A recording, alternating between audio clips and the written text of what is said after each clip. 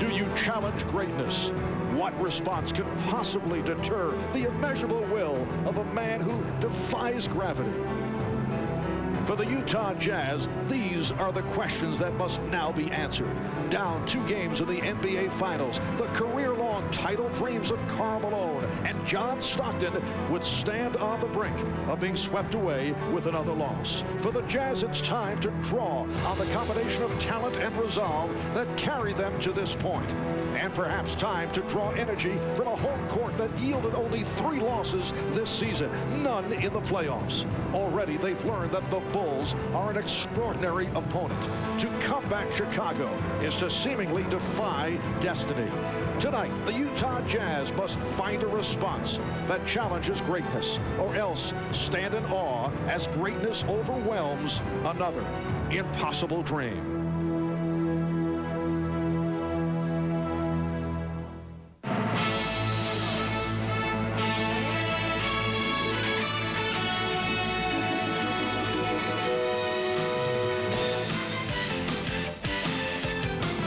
This is the NBA on NBC.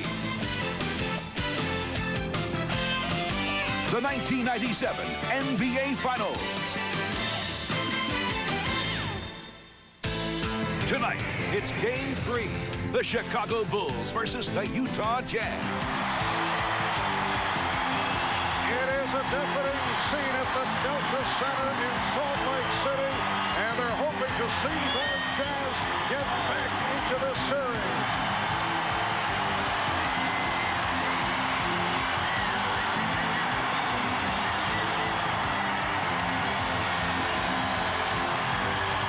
Well, the Utah Jazz in a must-win scenario.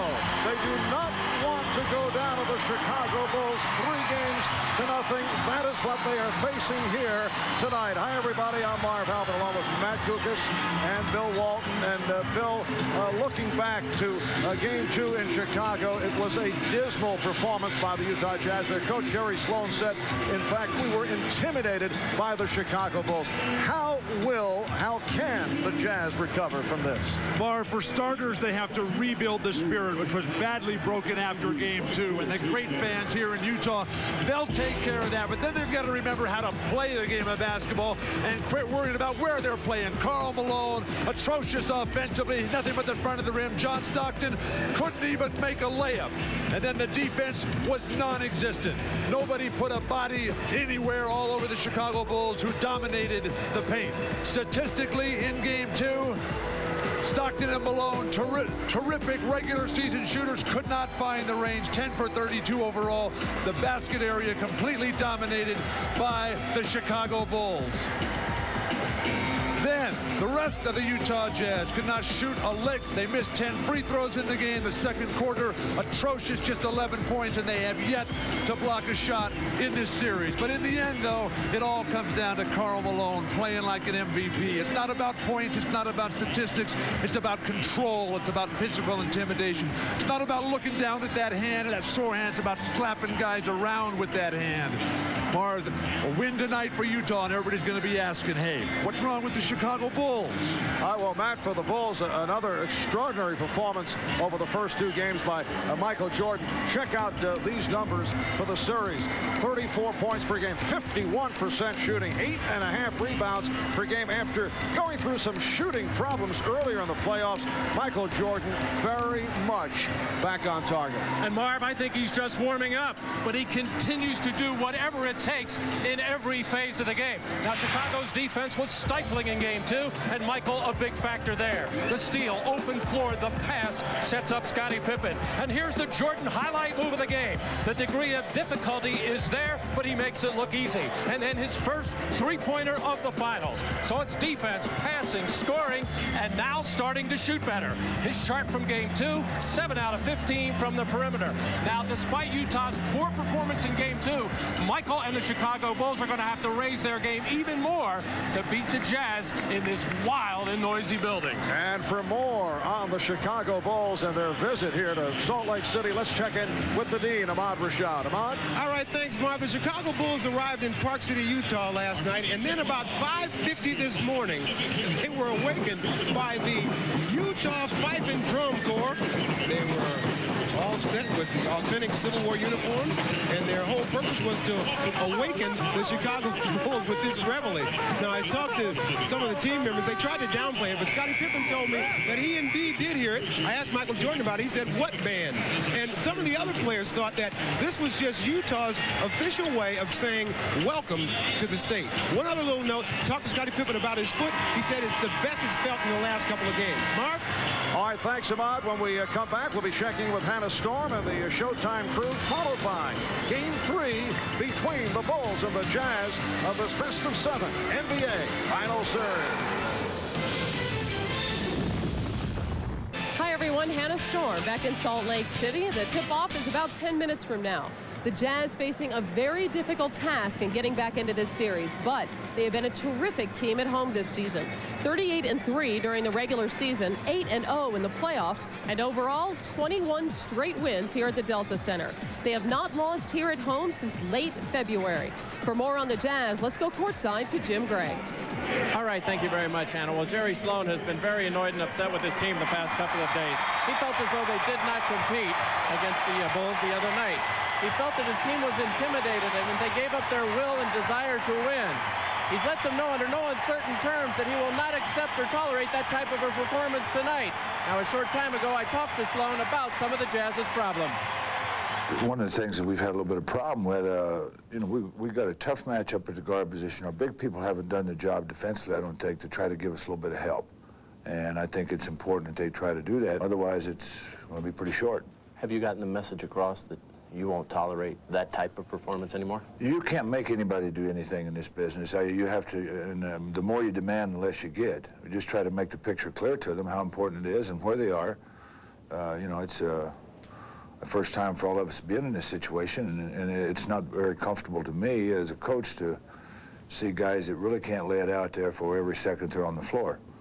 And that's probably the most disappointing part of it as far as I can tell at this point.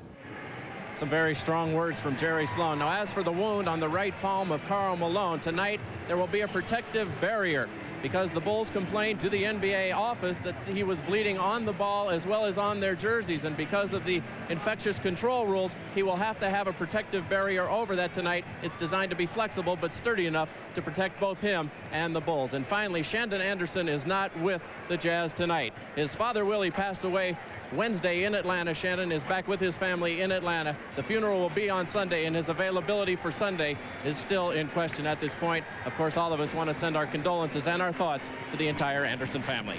Hannah? Thanks, Jim. We're joined now by Mike Fratello to talk about some of the problems that Utah had in games 1 and 2. What sort of adjustments they might make tonight? And Utah, a team known for its offensive execution, Mike, how the Bulls put such a stranglehold on them. Well, I liken this Chicago team to the old Showtime Los Angeles Lakers with Magic Johnson, James Worthy. You thought about offense and Showtime, but it was really their team defense that triggered everything for them. The Bulls are the same way. Starting at the point guard spot where Harper at 6'6" has been assigned to shadow John Stockton, fight through screens, take away the backdoor cuts, get those long arms in there to get deflections and steals and start the fast break. We talk about Dennis Rodman being disruptive. Well, one thing he will do, give up his body, stay down the low post area and take offensive fouls against the post-up people for the Jazz. Team defense, know where the basketball is. Everybody's head turned facing the ball. If someone's beaten on the defense to the baseline, collapse to the ball, Scottie Pippen drops down, challenges and blocks Malone's reverse layup attempt. Notice, 4 Bulls below the dotted area in their team defense. Even side out of bounds plays are challenged. Deflections, step-up steals, open court opportunities for the Chicago Bulls. Jordan with the look away pass to Pippen. Scottie with the finish. This Bulls defense is the best in the NBA. It's remarkable what they've been able to do against a Jazz team that finished second to the Bulls in the regular season in terms of scoring average. They were also the best shooting team in the NBA at over 50%, but in these NBA Finals, Mike, You look more like your Cleveland Cavaliers. Wait a minute, we averaged almost 88 points per game this year. We did a little bit better than that. That tells you what sort of problems they're having at both ends of the floor. What sort of adjustments do they make tonight? Well, at the offensive end, what I would say is you can't play with that Super Bowl mentality of conservatism. They didn't score all those points during the regular season by worrying about taking quick shots. They went out and got after, and it starts at the defensive end of the floor. When their big people step up and challenge shots, they like to release. Carr sees the jump shooter, goes up to challenge, but immediately takes off. None better than John Stockton in locating the open man or delivering the pinpoint pass, the catch and finish by Antoine Carr. Again, Brian Russell, noting that there's an open jump shooter, steps up, challenges, and then immediately releases and takes off. The guard position getting back in the paint to pick up those long rebounds. Stockton knows he's out there. He delivers it. This is what helps you get over 50% shooting. Now, at defensive end, there's no question. There are no block shots in the first 2 games for the Jazz. They averaged 5.5 blocks in the first 3 rounds. Too many uncontested scores in the paint area for Chicago. I expect to see more hard playoff-type fouls. Not dirty, just hard, aggressive basketball, not giving them those easy scoring opportunities. The Chicago Bulls were in the same position last year. They were up 2-0, playing Game 3 on the road. And the Bulls responded by beating Seattle by 22 points in front of a raucous crowd, much like this one tonight. We're just a few minutes away from the tip-off of Game 3. We'll be back with the introduction of the starting lineups right after these messages. On NBC is brought to you by Miller Lite, who reminds you that anything can happen at Miller time. By the 97 Mitsubishi Galant, dependability that goes the distance, built for living. And by MCI. Is this a great time or what? On a beautiful 74-degree day in this beautiful area of the country, Salt Lake City, they've been chanting MVP to get Karl Malone rolling. We're set for the introduction of the starting lineups. Let's go to the public address voice here at Delta Center, Dan Roberts. Good evening, ladies and gentlemen. Welcome to the Delta Center for the NBA Finals. This is game number 3. Introducing the starting lineup for the Chicago Bulls. Starting at forward, wearing number 33 at 6'7" from Central Arkansas, Scottie Pippen. Starting at forward, wearing number 91 at 6'6" from Southeast Oklahoma State, Dennis Rodman. Starting at center, wearing number 13 at 7'2" from New Mexico, Luke Longley.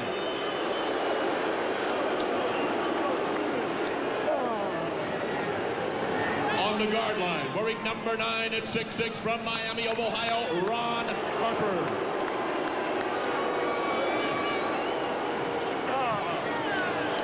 And at guard, wearing number 23 at 6'6" from North Carolina, Michael Jordan. The Bulls are coached by Phil Jackson.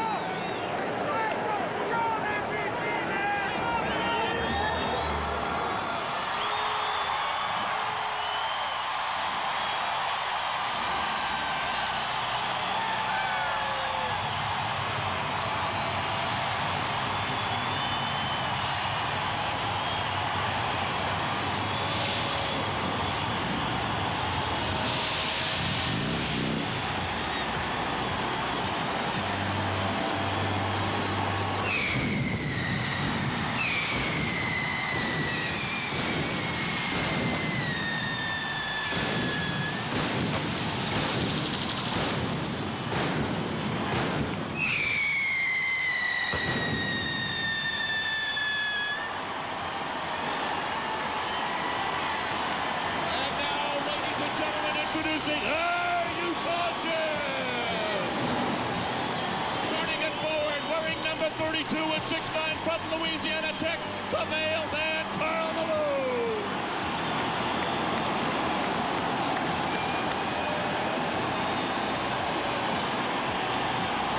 Starting forward, number 3 at 6'7" from Long Beach State, Brian Russell. Starting center wearing 00 at 7'2" from Kansas, Greg Ostertag. on the guard line, wearing number 12 at 6'1" from Gonzaga, John Stockton. And at guard, wearing number 14 at 6'4" from Iowa State, Jeff Hornacek. The Jazz are coached by Jerry Sloan.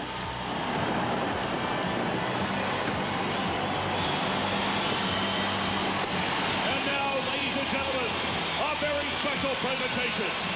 A sports and entertainment announcer par excellence. Ladies and gentlemen, Michael Buffer. Ladies and gentlemen, the National Basketball Association is proud to present Game 3 of the 1997 Finals for the undisputed championship of the world. Are you ready? Utah Jazz fans, are you ready? With the thousands in attendance here tonight and the millions watching around the world, ladies and gentlemen, let's get ready to rumble!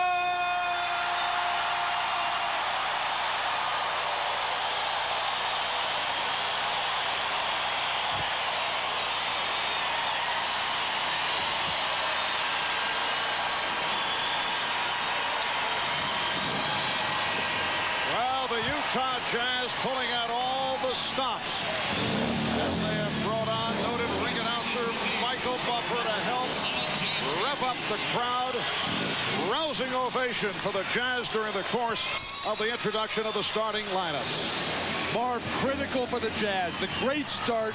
Feed off this wild crowd. Run the floor like you've never run it before. Test the Bulls' endurance and attack the basket. Get to the free throw line, particularly Karl Malone. And the Bulls know the importance of establishing their will defensively. They did it in the first 2 games at home.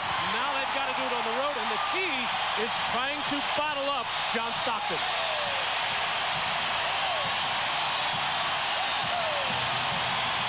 The officials, Joe Crawford, Hugh Holland, Jack Meese. The chant of MVP for Karl Malone right from the start, although that can do funny things in the opposite way because it could also fire up number 23, Michael Jordan. Well, Michael has said from the very beginning of this so-called controversy that it didn't bother him. Good luck to Karl Malone. He deserved it, but Michael Jordan does not like to come in second in anything.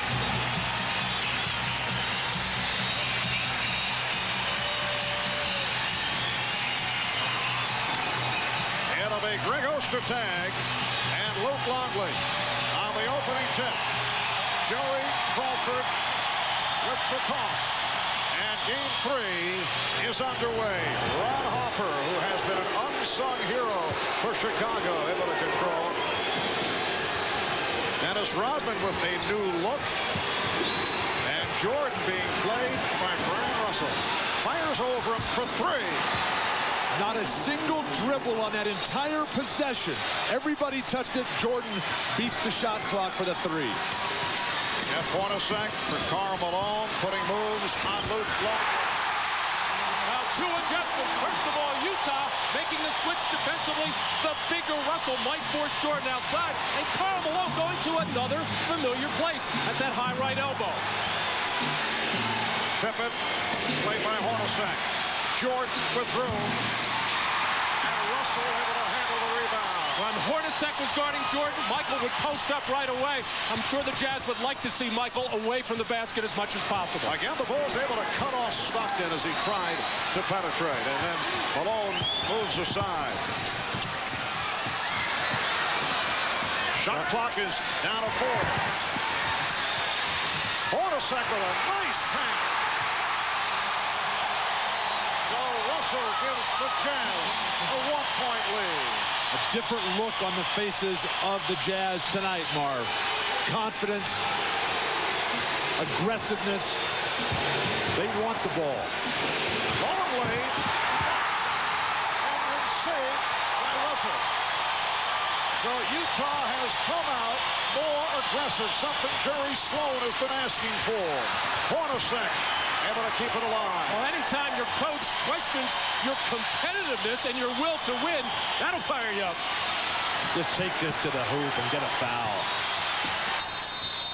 Illegal defense, the call against Chicago for the first time.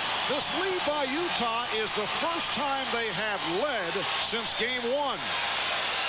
Brian Russell with 2 terrific plays, really picking it up now.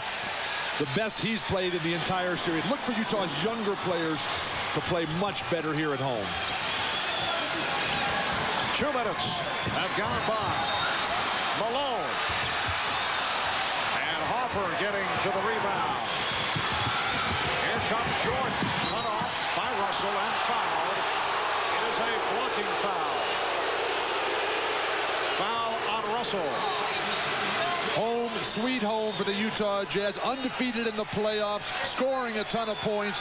Big point differential. On the road, though, they just cannot seem to find any sort of rhythm. And during the regular season, Utah 38-3 here at Delta Center. Second best home record in the NBA. Again, the room for Jordan. All set up by Scottie Pippen going to the mismatch inside against Hornacek. Drew the defense, and then they leave Jordan alone. That's his second from downtown. Russell. It's a 3 for Brian Russell. The Jazz by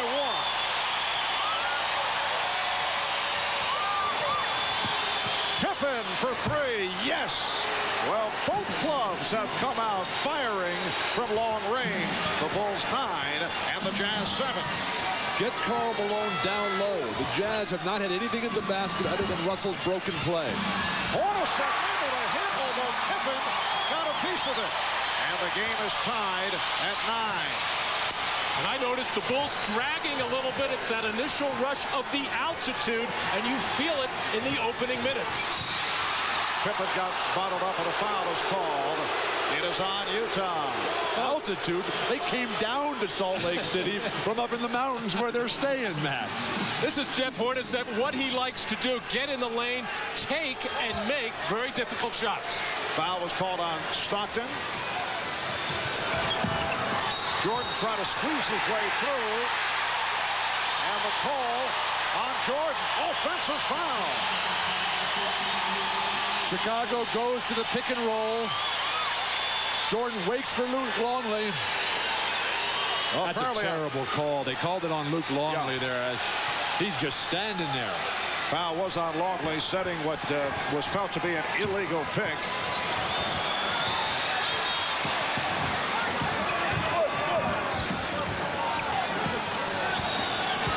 Stockton with the lead for Ostertag and a foul. A gorgeous lead pass thrown by John Stockton. And the foul committed by Ron Harper. You're seeing a completely different Utah Jazz team from game 2. Stockton just picking them apart, and finally Ostertag can hang on to it. They call the reaching in foul. Game tied at 9. 4 minutes have gone by. Utah's opened up hitting 4 of its first 6 shots. Oh, the kick. Malone and Ostertag both flying 4. And the Jazz lead 11-9. It was tipped home by Malone, his second field goal.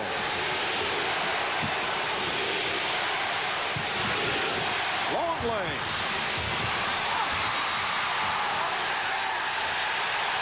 And Jack Nee says loose ball foul on Dennis Rodman. Well, finally, Greg Ostertag getting involved at the offensive end. Nobody put a body on him as Rodman took himself out of the play. So Ostertag, this is what he did in the 2 earlier series against the Lakers and the Rockets. Ostertag, though, has been silent in this series. Russell, Harper on it. He has Pippen ahead of the field. Finds Jordan on the wing. Pippen. And he is fouled. That's a good physical play by the Jazz, and they'll take that from Ostertag. They got a lot of depth in the center position. Jordan in the air to pass, draws the defense, and then Ostertag from behind. He could have, if he played a little bit more cautiously, had a good block. But see if Scotty looks okay. You guys mentioned the altitude here. For the record, Salt Lake City is 4,300 feet above sea level. I know Bill has been greatly affected. Well, the reason why I said we're almost 5 minutes into this game, and the Bulls are leaning over, pulling their shorts, hands on hips. And as a coach, what you try to do is get those players out quickly, get some substitutions in, and usually you feel much better with that second wind. Malone off the fake, got the step, and was fouled. Nice move. Once again, Phil Jackson is opening up with Luke Longley defending on Karl Malone, and that's the second committed by Longley. Karl Malone finally determined to get to that hoop. Something we see all the time in the Western Conference. Tends to look at that hand on every miss. Now, Matt, you made a comment about the Bulls bending over. You have to wonder about Chicago's conditioning and endurance. They don't practice much at all. The injuries to Scotty and Tony Kukoc. I think Utah can really take advantage if they just get the running game going.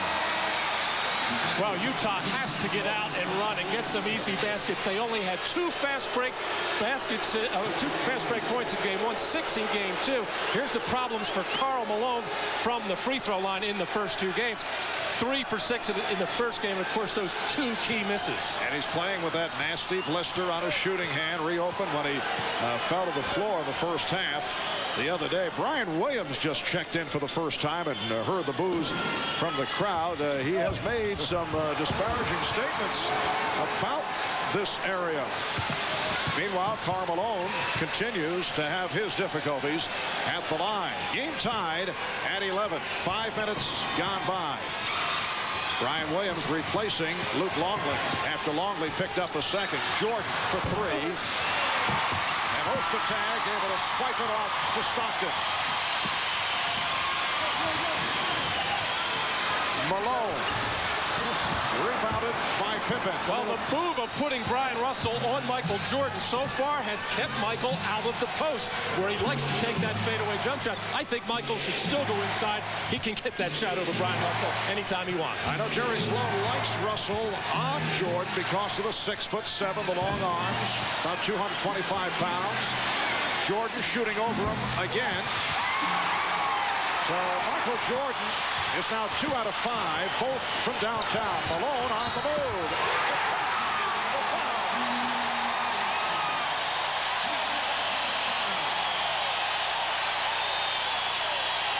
Foul on Brian Williams and a timeout call. The finals continue. Game 4, Sunday, 7 Eastern, 4 Pacific on NBC.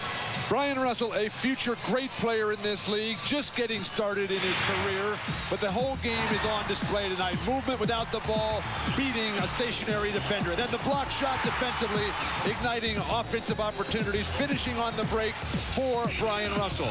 You look at his numbers all season long in Chicago. The top game was the one home game they've had to date. He was terrific there. Every other game played in Chicago, a disaster. The Jazz did not win a single game. They need Brian Russell at the top of his game. Brian Russell, a second-round pick back in 1993. Came up big in the playoffs last season, in particular the Western Conference Final against the Seattle Sonics. Excellent timing on the part of Russell because he had become a free agent. And he had the huge game in Game 4 against the Lakers that really cinched that series in the second round in support of Karl Malone. A monster game for Brian Russell. Malone able to finish off a 3-point play, and the Jazz up by 3. They double up on Pippen. So Utah going to pressure. Well, that's the most aggressive I've seen the Jazz defensively as far as getting after people. They obviously a totally different attitude and personality on this home floor. No doubt they feed off this crowd. Jerry Sloan called them out. Called them a bunch of sissies, basically, who didn't want to play. Here's Brian Williams. Sweeping hook by Brian Williams. Well, Jerry Sloan was seething following Wednesday's game 2. Felt his team did not compete hard. He was stunned that the Jazz, he felt, had actually been intimidated by the Bulls. Now Brian Williams defending on Karl Malone. Malone off to a terrific terrific start. He has 9, and the Jazz up 16-13. 5.5 remaining in this first quarter.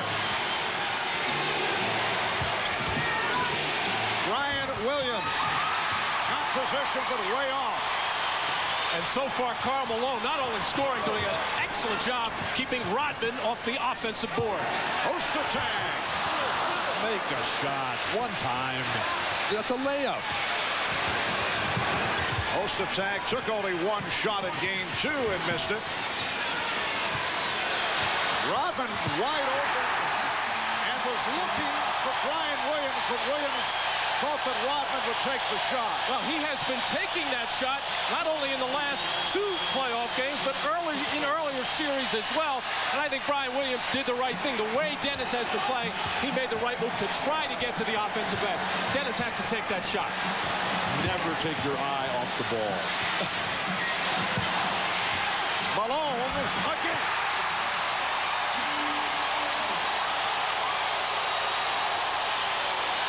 Utah by 5. Steve Kerr getting set to check it. Howard Eisley has come on for John Stockton. Here's Harper, and tipped home by Williams. Brian Williams able to get a piece of it. Utah leading 18-15. Karl Malone has scored the Jazz last 9 points. We come up on 4 minutes to go in this opening quarter. When Ostertag goes for that block, the guards have got a block on. Eisley continues to play perfect ball in relief of John Stockton. Well, we just saw the Jazz run a pick and roll in the middle of the floor where they were successful in game 2, and nothing much else was successful. Phil Jackson not happy. Wants to talk it over.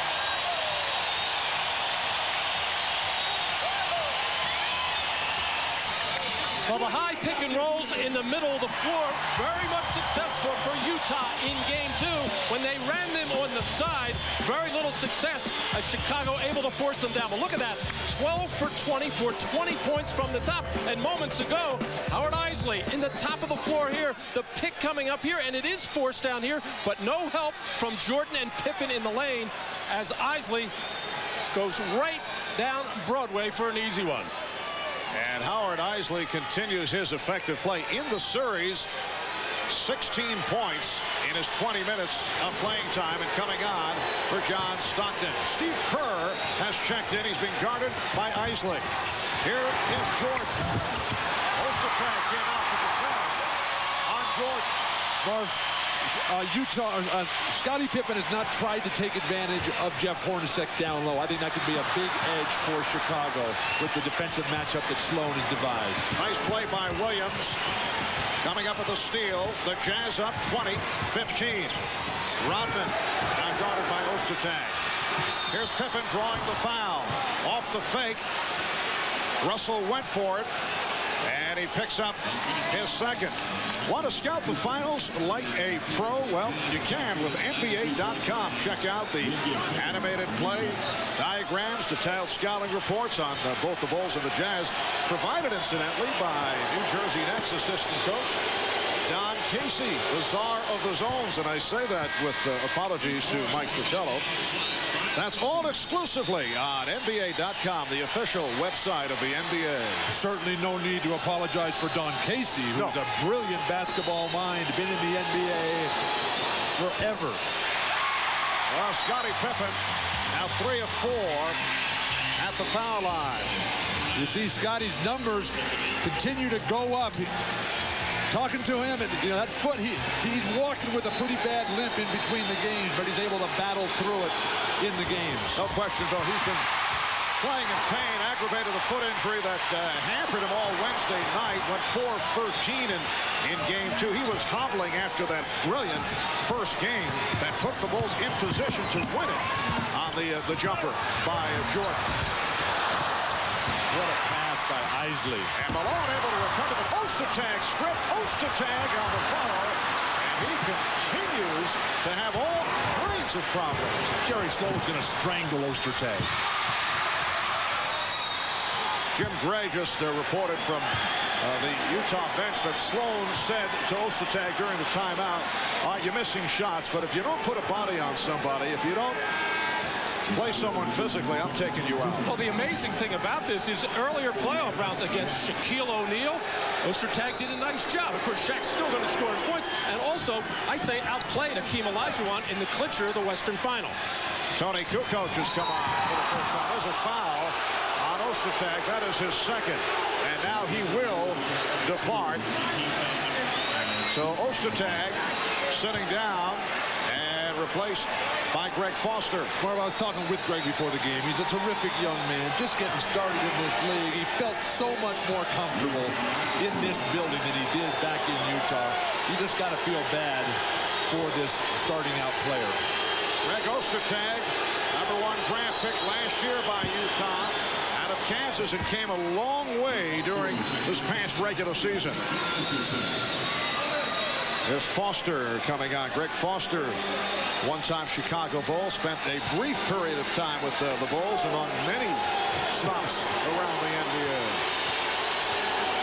Well, Phil, as you've been mentioning, Howard Eisley doing a nice job backing up John Stockton. And right now, with Steve Kerr not putting enough pressure on him, Eisley's able to take the ball wherever he wants and get the Jazz into their offense. And here's some pressure by Chicago. Eisley able to handle it. Eisley, like Stockton, though, the pressure doesn't bother him. He just goes right through and delivers again. Karl Malone from Howard Eisley. 13 for Malone. An enormous bounce back here in the first quarter by Karl Malone. And the Jazz up by 4. We come up on 2 minutes left in the first. Williams, that's a fourth shot. Terrible shot by Bryant. He should be able to face up Greg Foster and drive him to the basket. And Foster fired it up. Foul is called.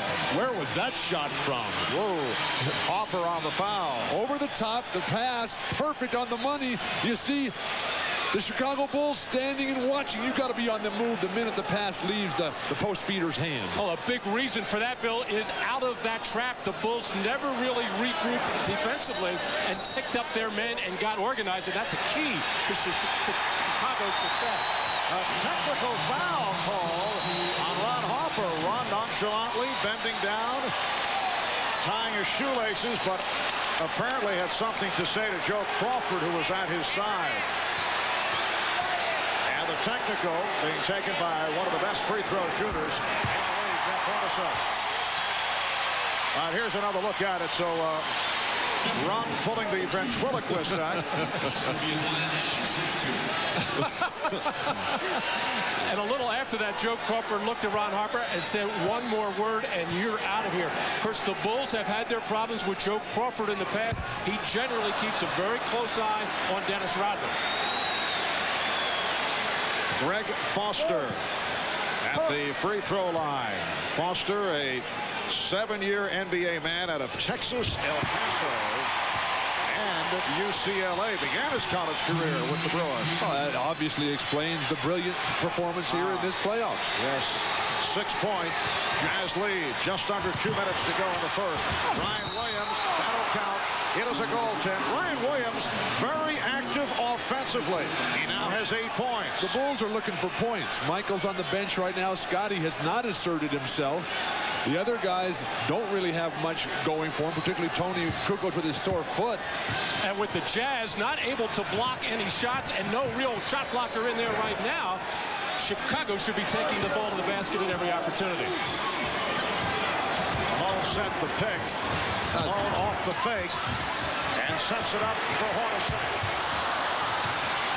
Foster able to retrieve. Eisley set it up perfectly again, though. Jerry Sloan remarkably calls every set play for this veteran, very intelligent team. Eisley off the crossover for Foster. Yes, and it counts. Eisley again just making good decisions, and the reason is Utah has gotten away from the side of the floor where the Bulls can dictate where they want them to go. You get in the middle of the floor, much more difficult to control. Eisley was in a little bit of trouble, kept his poise, and finally got the cutter, Foster. Matt, the height of the Bulls perimeter players has not had the edge here in Salt Lake City that they had back in the first 2 games. I think it's because they're tired. Their hands are down around their waists. 7-point Utah lead. Judd Bushler has gone. Tony Kukoc putting moves on Karl Malone and gets the roll. The Jazz 27, the Bulls 22. We are down to 50 seconds to go in this opening quarter.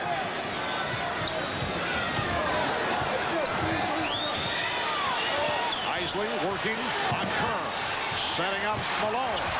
Yes. Perfect pass again. Isley's decision. Isley has played better than John Stockton. 3 assists for Isley. 15 points for Malone. The Jazz by 7. Pippen for 3. And the foul called on Chicago. Well, Howard Isley is being guarded by Steve Kerr as Phil Jackson elected to go with offense, but it's been defense that's been good for Chicago. Randy Brown would be doing a better job keeping Isley from getting into those positions to make those kinds of plays. Foul on Brian Williams. 25 and 2/10 seconds left in this first quarter. And an ovation for Karl Malone as he heads to the bench.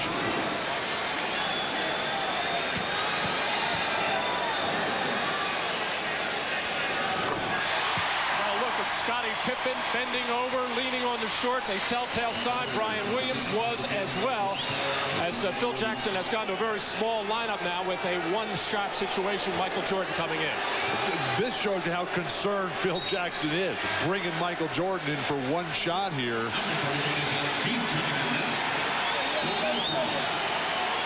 Utah with its biggest lead of the night. Now Phil Jackson may be complaining about the extra substitution. Adam Keefe and Antoine Carr just allowed to check in. And the substitutions were permitted. Karl Malone with 11 of his 15 points after Luke Longley departed. Longley's given him some problems, but no problems in the first quarter for Malone with 15 points on 7 of 11 shooting. Bulls holding for a final shot of the quarter. They're down by 9. Pippen. Morris couldn't handle it. Final seconds. Bushler blocked. And it was apparently deflected out by Pippen, who thought he was fouled by Keefe with 2 seconds, 2.2 seconds to go in the first quarter. The Bulls can't believe a foul was not called there. Utah, great opportunity. All right, Carr fires down. Keefe tried to slap it back. He did. And Hornacek shot late. Looked like a long 2 seconds to me. Whoa. That's called home court advantage, Marv, in the Western Conference. But that's the end of one. Standing ovation here in Salt Lake City for the Utah Jazz.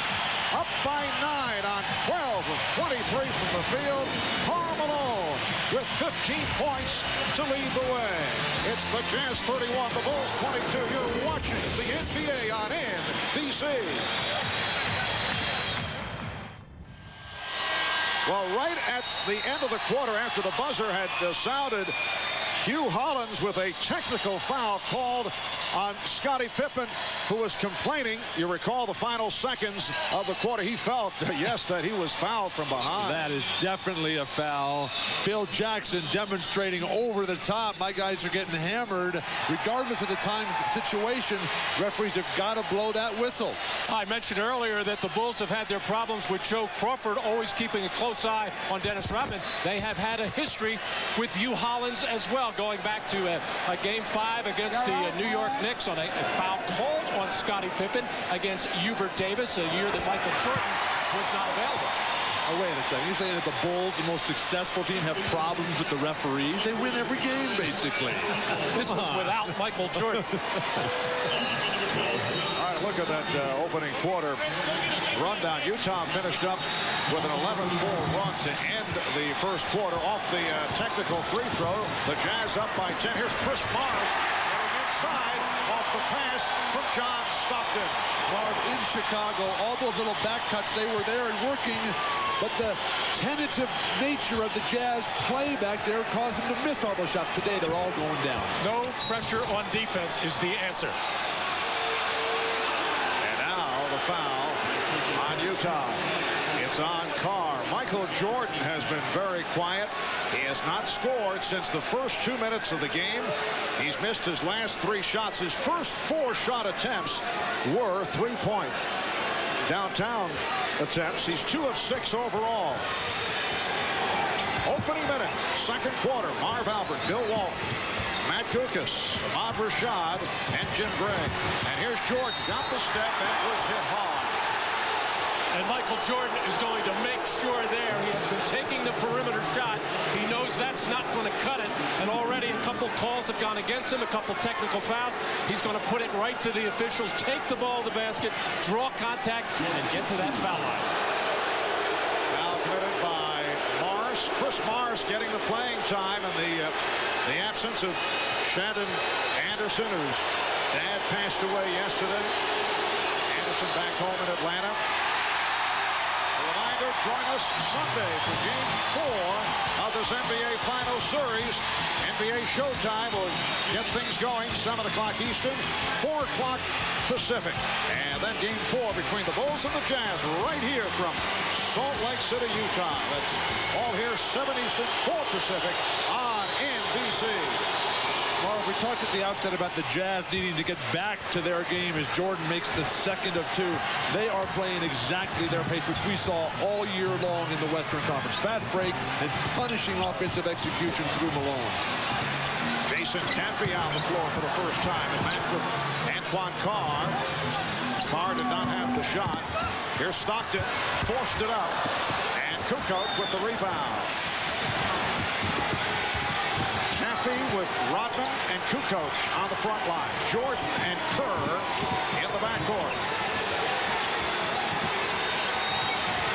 Kukoc, yes, and took a shot from Greg Foster. And actually Foster on the backlash also was hit on the follow-through by Kukoc. Well, usually when the ball is stuck on one side, it's problems even for the Chicago Bulls. They finally reversed it and got a good look at the basket.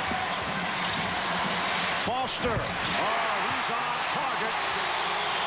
6 points for Greg Foster. And Marv, he's playing with such great aggression. He is banging Tony Kukoc, trying to intimidate the Bulls.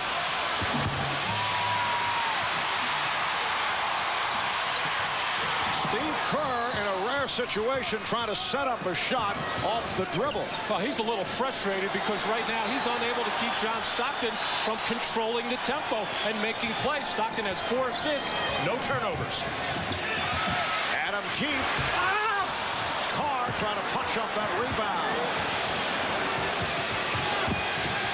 We're early second. The Jazz up by 11. Jordan being guarded by Morris. And then met by Keefe, who cut him off. Kukoc for 3. Caffey's back tap handled by Stockton. Running the floor. Finding Morris.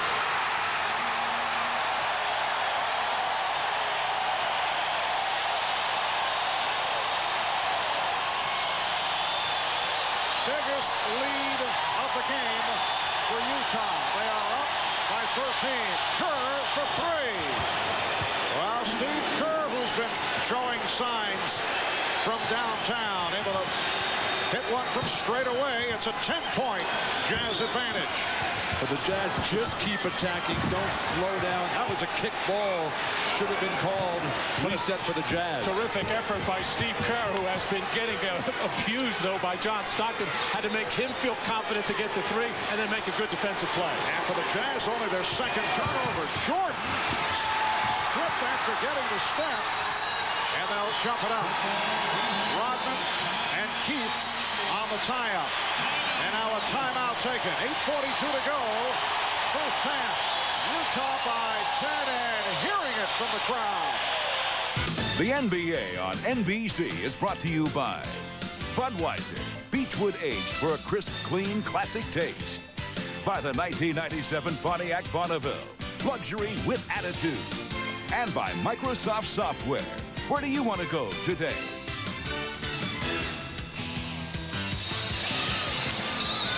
Our shots of Salt Lake City, Utah tonight coming from the Miller Eagle. The Eagle, an airplane that Miller Brewing has designed, providing fans these unique aerial views. Marv, the vaunted Utah fast break, which got them to this grand stage, served them so well all regular season and early on in the Houston Conference Finals. Then they started not getting any opportunities and didn't get anything going in Chicago. But here, numbers galore for John Stockton to pick from. Chris Morris just glides right by his airness. And five fast break points for the Utah Jazz. The Bulls have not a single fast break opportunity tonight. Control the tip as Keith got good position on it. 8.5 remaining in the first half. It's Utah 38, Chicago 28. The Jazz attempting to get back into this series, trailing 2 games to nothing. Karl Malone back on the floor. And rebounded by Michael Jordan. Malone with a 15-point first quarter. Jordan has been quiet, as has Pippen. Jordan guarded by Morris. Kukoc off the fake, got the step, the pass not handled by Caffey. And here comes Stockton. The Jazz are the quicker, more aggressive team. Stockton just got away with a carry. Oh, what a pass. Yes, and it counts.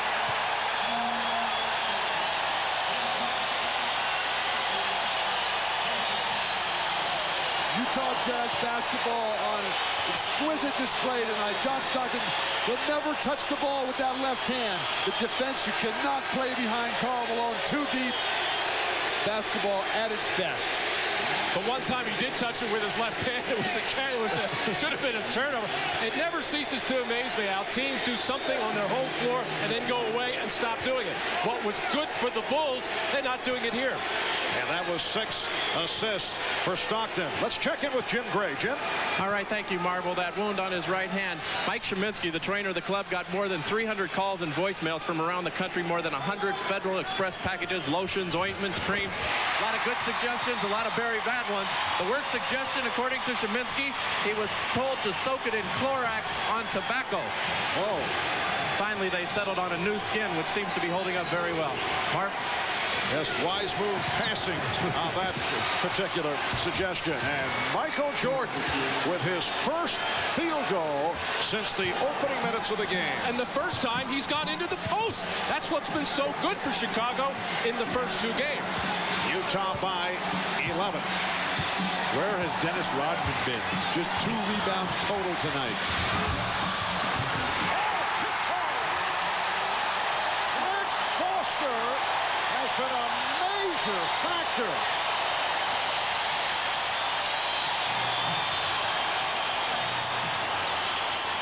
The Jazz up by 13. Luke Longley, who just checked back in. He was fouled before the shot attempt, but illegal defense was called, so that will overrule the foul. If Dennis Rodman's not going to guard Karl Malone, he's got to dominate the weak side defensive rebounding. Foster, though, just coming in over the top of Dennis and Scottie Pippen, throwing it down. He's a little worked up tonight, too. Well, Phil Jackson and the Bulls are waiting for Dennis Rodman to get more involved in some way. Jordan, it counts, and the foul. So Michael Jordan going to the fadeaway and took the hit. That will also lead to a Utah timeout with 6:54 remaining in this first half. Here's the move by Jordan and the foul committed by Malone. It's the Jazz 43 and the Bulls 32. Assistant back in Chicago, but here Howard Isley lights him up and then finds Greg Foster, who's 3 for 3 from the floor. Chris Morris runs the floor for an easy 2 in Jordan's face, and you see the entire squad getting in. At the bottom, Antoine Carr, one of their key players, hasn't gotten it done on the points but he has contributed mightily on the glass and defensively. And Chicago's bench doing well, too. Brian Williams, Tony Kukoc, Steve Kerr making a contribution, but the only starter for Chicago doing anything of note, Michael Jordan. And he just completed a three-point play, so the Jazz lead is 10. Stockton putting moves on Hopper, able to penetrate. Now Stockton looking like a different player. Utah by 12. They came out with a burst at the start, sparked by Malone, and they have maintained the double-digit lead. Jordan, and here's Morris, fires, and hits.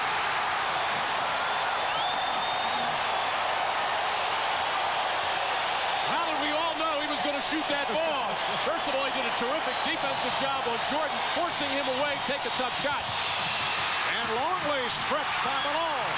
Foster on the open floor, able to put it behind his back. Again, they are on their feet here in Salt Lake City. It's a 15-point Utah lead, and they're looking for more. They double up on Stockton. Foster for three. Yes!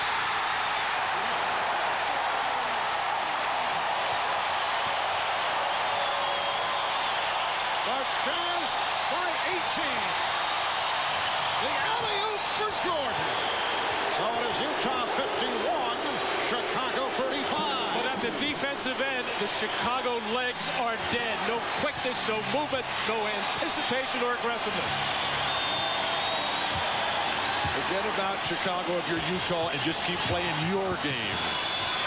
Morris for three. And Longley with the rebound. Pippen delivering. Intended for Rodman. Here comes Foster with the pull-up.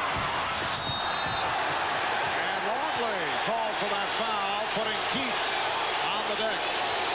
Karl Malone's defense tonight has been outstanding. Chris Morris's three-pointer on the break, an ill-advised shot, but it goes down. Why not?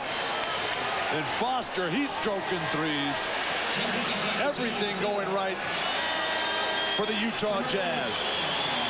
Greg Foster now has 11 points, his season high 13 back in late January against Atlanta. Greg Foster opened up the 94-95 season with the Bulls and then was cut after only 17 games. It was his misfortune to be with Chicago when they had too many centers, or at least too many bodies at the center position. At one point, he thought his career was over. Marv, you can never have too many centers. Spoken like a true center. Look at him get to the hoop. With 20. Chicago not able to come up with a stop. Utah scoring every possession, and they lead 53-35. Randy Brown is checked in for the first time. Phil Jackson looking for some defense. Here's Brian Williams. And back comes Stockton. Stockton for three. And it will be Chicago ball. Karl Malone passes up the outside shot, gets that little bit of seam. Not to be denied tonight. Michael Jordan so frustrated. What's going on out here? He's asking himself. Well, he didn't want to come out of the game. 4 minutes to go in the half. His team's struggling as Pippen gets one. Scottie Pippen only his second field goal. It's a three-pointer. He now has 9. The Jazz up 53-38 with just under 4 minutes to go in the half. Harper with the steal. Harper is really reading John Stockton. He told me he wants to watch Stockton's eyes all the time because Stockton's looking to get it off to somebody else.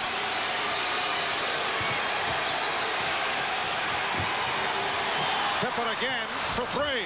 Wow, Scottie Pippen with successive three-pointers, and the Jazz lead down to 12. Well, the only two offensive threats for the Bulls right now on the floor, Brian Williams and Scottie Pippen, and Pippen's doing it right now. Kukoc waits to come in.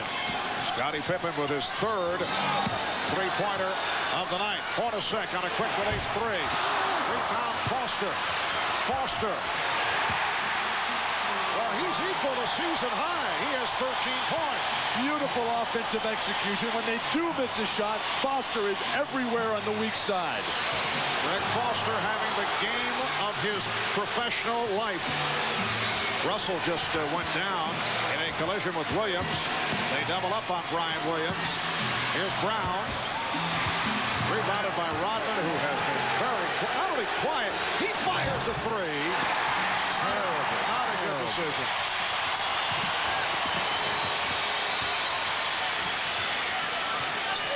Dennis Rodman has not been playing with his usual fire during the course of this series. But look at Karl Malone. He's starting to point. He's got that anger in his eyes.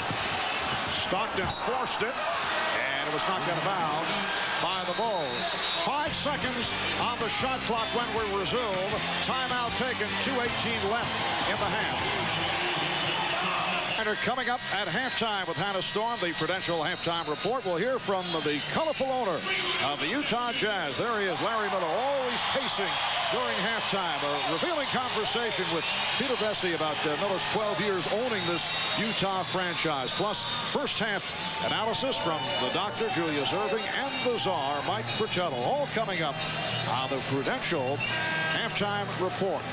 When we resume, 5 seconds remaining on the shot clock, 2:18 to go in this first half, and the Jazz leading 55-41. One of the heroes of the first half, there's the other big man, Karl Malone, with 20 points. Greg Foster with 13.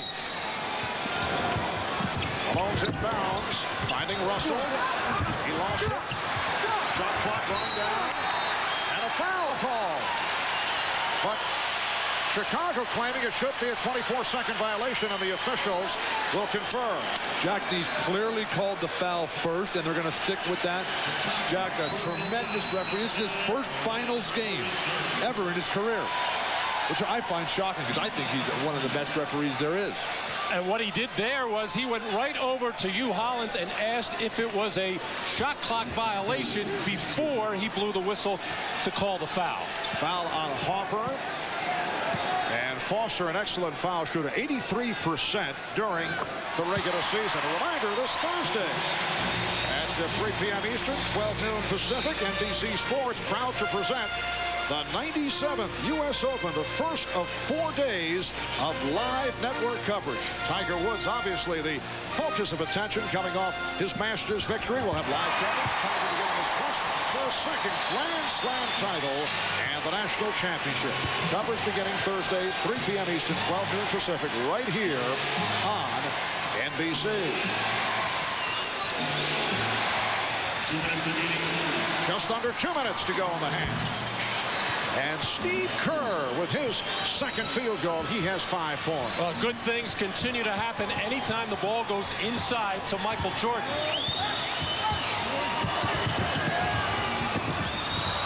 Stockton lost it. Adam Keefe has got to catch that ball.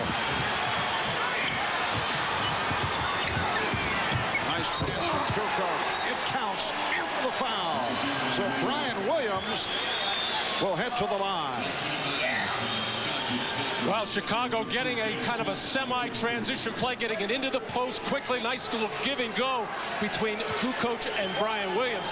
Now, this Chicago defense just giving up 31 points in the first half of game 1 at 31% shooting, and only 42 points in game 2, have already given up 57 in this first half. Terrible non-boxed out as the Bulls can't convert.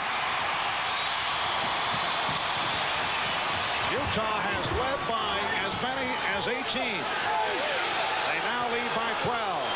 Adam Keefe is looking to spot it up off a screen. Malone with the step.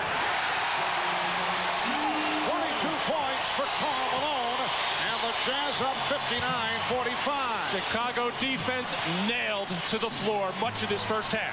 Pippen firing way off after hitting 3 from three-point land. Well, they're not even playing Keefe for the shot. Scottie Pippen trying to back up into the lap of Malone to try to help out, because Karl Malone is a scoring machine right now. Down to 45 seconds in the first half. Kukoc getting it down low again. Kukoc for three. And Keith rebound. Half minute remaining in the first half. Stockton played by Jordan. So Jordan checked the clock. 10 on the 24. Malone. Beautiful shovel for Stockton, who beat Jordan. That's where Karl Malone has raised his game. The low post passing, the perimeter shooting. Beautiful basketball, Utah. Final seconds of the half. Now to one. Kukoc. Did he get it off in time? No. It is waved off. Will not count. The outside official, Jack Lee, said it came after time had run out. Standing ovation for the Utah Jazz, desperately trying to get back into the series, trailing 2-0, leading here at the half, 61-45. Well, the shot clock was winding down. It showed triple zeros. I'm sure the game clock triple zeros before that shot was taken, but I don't think that red light went on, but it's triple zeros. Karl Malone with 22. Greg Foster, one of the unlikely heroes, with 15. Michael Jordan quiet with 14. Hannah Storm and the Prudential halftime report right after these words. This is the Prudential Halftime Report, brought to you by Prudential, bringing strength and stability to America's families through insurance, healthcare, real estate, and financial services. Halftime of Game 3 in Salt Lake City with the Jazz leading the Bulls 61-45. Karl Malone, who scored 20 points in Game 2, already has 22 at halftime. Greg Foster has been huge with 15 points, and Michael Jordan leads the Bulls with 14. Hi, everyone. Hannah Storm, to be joined shortly by Julius Erving, Peter Vesey, and Mike Fratello. First, Jazz owner Larry Miller. He purchased the team 12 years ago, and since then he has been one of the league's most colorful and successful owners. Peter Vesey spoke with Miller earlier today. I basically was a high school graduate. I officially say I didn't go to college. I actually did for about 6 weeks. I did a lot of jobs of various kinds. For most of them, didn't learn what I wanted to do with my life, but what I didn't want to do. Finally got in the car business kind of by accident. And I heard you got that job because you were a fast ball pitcher in softball, and you went to Denver, what, on scholarship or what? Well, I guess I never thought of it on scholarship, but that word could work. I went over there to play for a team that had a very good sponsor and competed at a national level, and a job kind of came with it. I spent 8.5 years in Denver and developed my pitching career, and actually on the job side it developed even faster. And I moved from a parts manager to a general manager to an operations manager, and really got hardcore into the car business. You buy half of the team from Sam Battistone for roughly $8 million. A year and a half later, he's got an offer from some people in Minnesota, but they're going to move the team there. You come up with another $9 million roughly, and now you own the team. That's basically right. The second half had escalated from 8 to 14 million in just 14 months. But the rest of it moved to Minnesota and everything else. It was all standing there staring me in the face, and it was a scary day. I mean, people have to love you here to keep the team. I mean, this is a city that loves its basketball, and well, you saved it. Well, it really does, and there was a lot of hoopla at the time. And as a result of that, I think that the fans and the sponsors, advertisers, and the media have always been very kind to me. I've had my bad days and taken a few shots here and there, deserved, by the way. And the guy thereafter, I think, is the owner of the Jazz. The owner of the Jazz, Larry Miller. I was having a bad day to begin with, just for personal reasons, which is no justification at all. And, you know, Karl and I have an interesting relationship, and I'm probably, in certain respects, too close to him. And it's kind of like with your kids, especially your oldest kid. You expect so much out of them. I do that with my oldest son, who's 31. I expect him to be and do so much. Well, Karl was having a bad night that night. I think he was about 1 for 11. And I felt like he was shooting us off the floor. And I came down near the Jazz bench, right past Karl, screamed at Jerry, "Get him out of there." Let me tell you something. If I got something worth, I don't know, $85 to $100 million, I critique it a whole lot more than he's doing it. I was drawn into it so far, was taking certain things so seriously, things I couldn't control, that I decided that if I'm going to stay in this game with this kind of relationship as a team owner and this close to the team in the locker room, on the floor, etc., that I've got to find a way to pull myself back out of it emotionally, be more objective about it, and just not put myself in a position where I could do those kinds of things. Carl, I can't tell you enough how much you've done for this franchise and for me and my family, and the relationship that I share and feel with you is one that's one of the very special in my entire life, and I'm just as proud of you as I could be. I respect him because, first of all, he's a person, and he's a person that I don't think you see in a lot of business now that respect their employees. I really genuinely think that he actually cares for not just me, but the players on his team. I'm trying to kind of sit here cool, calm, and collected, but inside I'm really churning. To me, there's so much at stake, particularly the team to show themselves and the rest of the basketball world why they had 64 wins, why we had the success we did in the playoffs, and that we deserve to be on the floor with the Bulls. They're a great team, and we think we're right there with them, but now we got to go prove it. Now, Peter, this is the first time you've ever met Larry Miller. What were your impressions? I found him, Hannah, to be just your everyday NBA owner. In fact, after today's interview, he invited me to a class that he was teaching for his 20 general managers from his dealerships. And you know, Hannah, they're always inviting me, these owners, into their inner sanctum when they're discussing their business, right? That's right. You know, Larry Miller, so hands-on. You saw him leading his team right into the locker room tonight. His Utah Jazz up by 16. And when we return, Dr. J and Mike Fratello join us to analyze the first half of the Bulls and the Jazz. But first, a message from Prudential and a word from the NBA. This is the scene just across the street from the Delta Center as several thousand people have gathered to take in Game 3 between the Bulls and the Jazz. The Jazz leading the Bulls 61-45. Let's talk about the first half. And Dr. J, you first. Karl Malone has 7 field goals in the first quarter. That's more than he had in all of the last game. He only was 6 for 20 in Game 2. How's he been so effective? Well, I'll tell you, what you're seeing today is an example of a superstar coming into his own building, taking control, excelling, dominating the game. Karl Malone got out there, hit his first shot. He got the other players into the game. He got the crowd into the game. He gave them the boost that they desperately needed. And then they followed up with some scoring and transition. What else did he do? What didn't he do in the first half? Karl Malone, when you have a team that's blessed with a superstar, blessed with an MVP, the team goes as he goes, and Karl is carrying them in the right direction this first half. You know, in the first 2 games of the series, the Jazz only averaged 36.5 points in the first half. Mike, they've got 61 tonight. How did they get their offense on track? Well, we said they had to be a little more reckless. They couldn't be concerned about using up a lot of time on the shot clock, and they certainly came out and made an effort to get easy scores in the first half, and it paid dividends. If you're shooting the basketball well, you can get a good look at the basket in 6 or 7 seconds off a high pick and roll, or outnumber them 3-on-2 on the fast break, or even start to back it out and then fire it inside the lane area.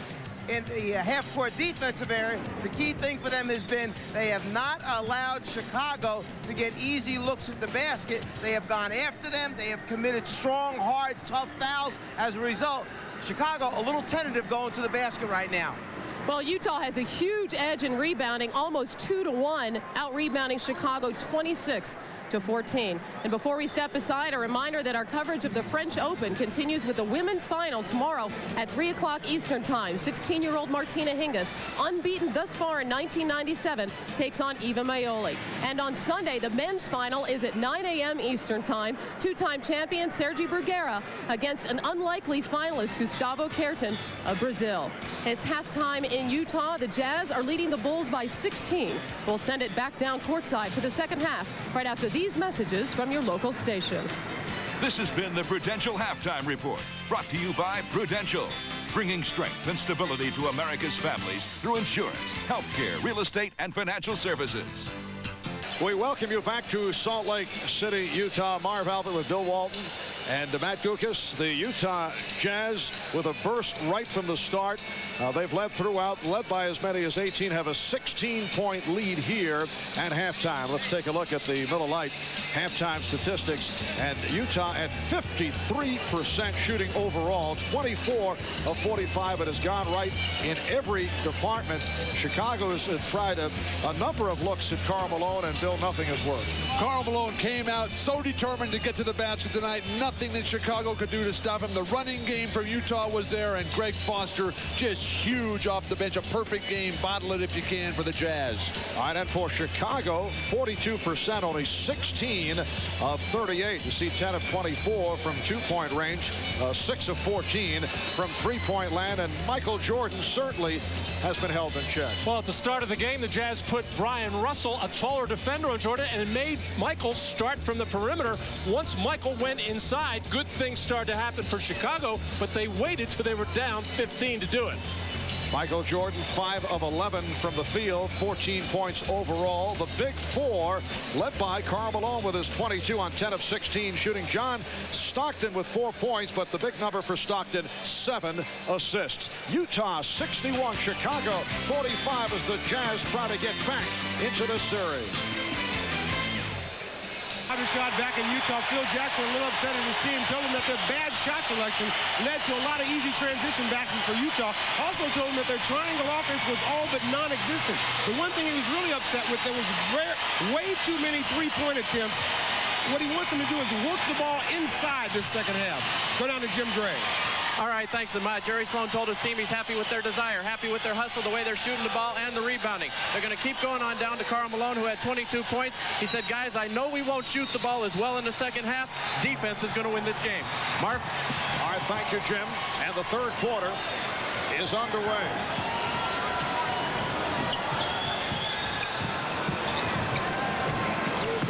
Off the weave, Stockton handing to Hornacek, but the shot clock rolling down. It's at 5. Stockton with the crossover to set it up for Hornacek. Ostertag, big. Great sign for Jerry Sloan in Utah. For Ostertag, his first field goal. Dennis Rodman, very quiet in the first half. Michael Jordan, played by Brian Russell. And here's Jordan. Ostertag with the rebound. Mark, that's the Ostertag. Those two plays that were so critical against the Lakers with Shaq and Houston with Akeem. Hornacek and Stockton in the backcourt. Malone, Ostertag, and Russell up front. Here's Stockton brushing off Pippen. Hornacek. And the tip by Ostertag. Well, we talked in the first two games about how good the Chicago defense was. The first half was absolutely miserable, and a horrible start here in the third quarter. And usually the trademark of the Bulls is to come out smoking defensively. They haven't done it. A 16-point lead by the Jazz at halftime. Longley able to get it back to Pippen. You recall the Bulls led by 16 at the half, game 2 in Chicago. Scotty should be able to post up against Hornacek. Forget the fadeaway and go to the hoop for Scotty. And for Luke Longley, that his first bucket. The Jazz up 65 to 47. We played 2 minutes of this third quarter. They isolate Russell against Pippen. Malone screening for Stockton. Open shot for Russell. That's his second from downtown. He has 8 points. Ron Harper unable to keep John Stockton from penetrating anytime he wants. And once John gets in there, he's finding the open people. Now the mismatch. Pippen working on Hornacek, but Hornacek received help. And a miscommunication on the part of the Bulls. The reason the Bulls' offense is so poor, nobody wants to move. Everybody is standing flat-footed, and there's just no life out there right now. Utah with its biggest lead. They're up by 21. Malone.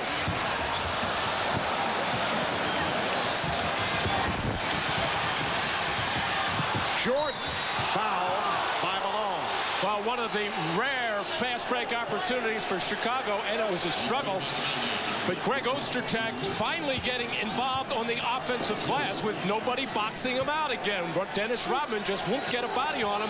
And he had a little bit there trying to hold him, but Dennis just no lift in those legs, and it's all Ostertag able to finish.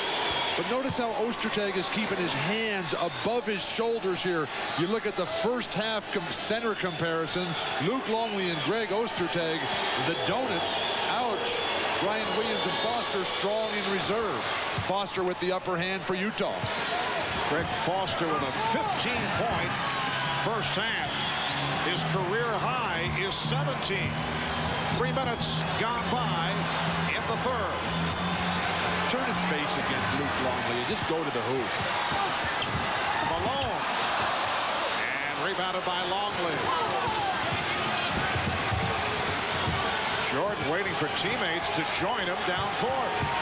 A very unaggressive offensive game for the Bulls, Pippen and Jordan. Second bucket for Longley, both here in the third. It's down to a 17-point Jazz lead. But nothing's really going to happen for the Bulls till they get after it defensively, start getting some stops, and turn them into running opportunities.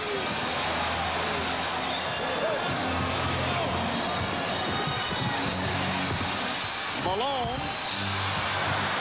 And Pippen able to rebound following the missed time. So Malone has missed his first 3 shots of this third quarter. Terrific defensive job that time by Stockton to make Pippen pick up his dribble at half court to cut down the transition play. Here's the mismatch. Pippen working on Stockton. And the pass broken up.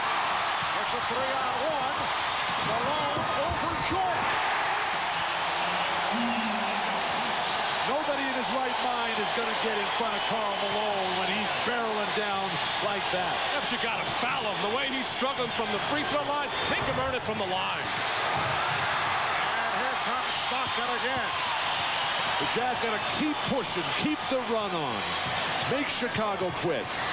Rodman jumping out and try to save it, but did he step out of bounds? Yes, he did. But finally, Dennis Rodman has shown up to do something, even if it does. The Bulls do not get the ball. The first time he has done anything, and you saw that left shoulder hit the line, but a good effort play by Dennis Rodman finally. 24 minutes for Rodman, only 3 rebounds. Phil Jackson felt the other night that Dennis was not in the game. Karl Malone, who has certainly been in the game. And that is now 26 points for Malone, plus a foul away from the ball. Karl Malone can just school Luke Longley. Longley, not enough quickness to get up on top. They call the foul away from the ball. Stockton sets the good screen there, and then Scotty just throws him down. A little bit of a flop there. Scotty, though, with the arm on the shoulder of John Stockton. And for Pippen, it's his first foul, so Stockton to the line for 1 shot. 73-51, Utah. 5 minutes in, third quarter.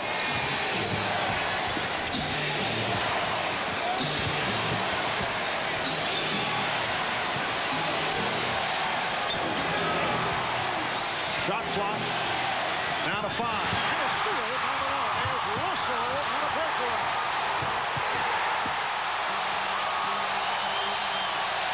And Phil Jackson calls for time.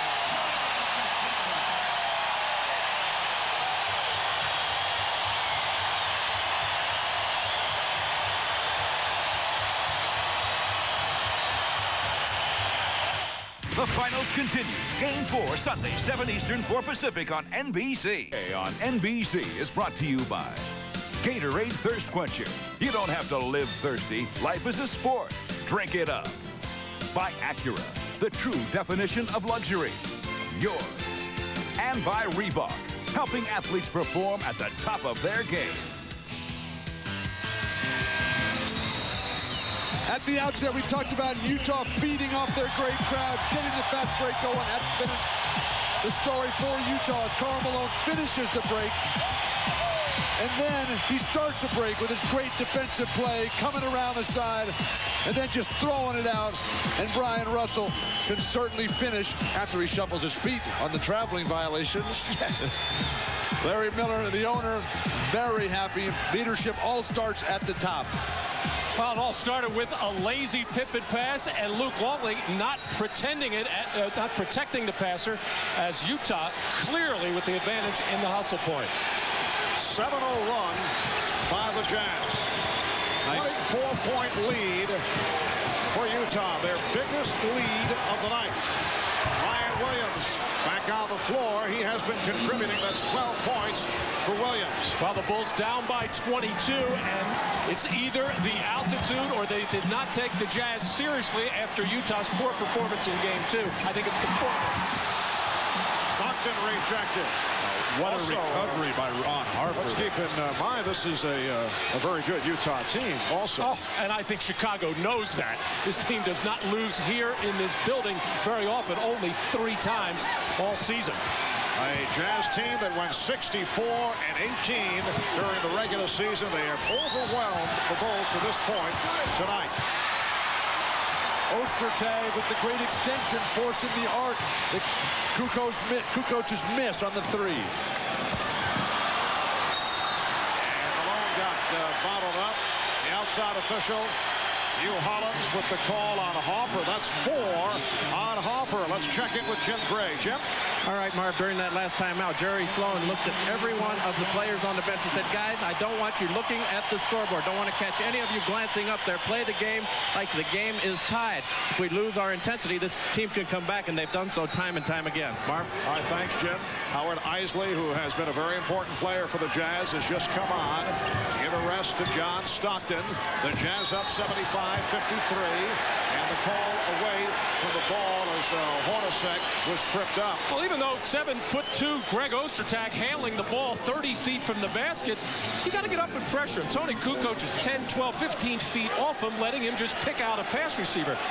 The Bulls are in a position right now. They have to get up and pressure every pass and obviously every shot. Ryan Williams called on the foul, talking about what Jim was saying about Jerry Sloan. Sloan said after the game the other day that as you see Malone get inside and control the boards, Sloan felt that the Utah Jazz will to win was effective the other night.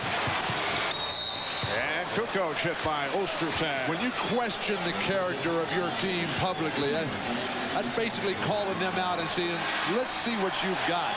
The Jazz have responded perfectly tonight. One of the rare casual attempts by Karl Malone the last time down, resulting in the missed layup.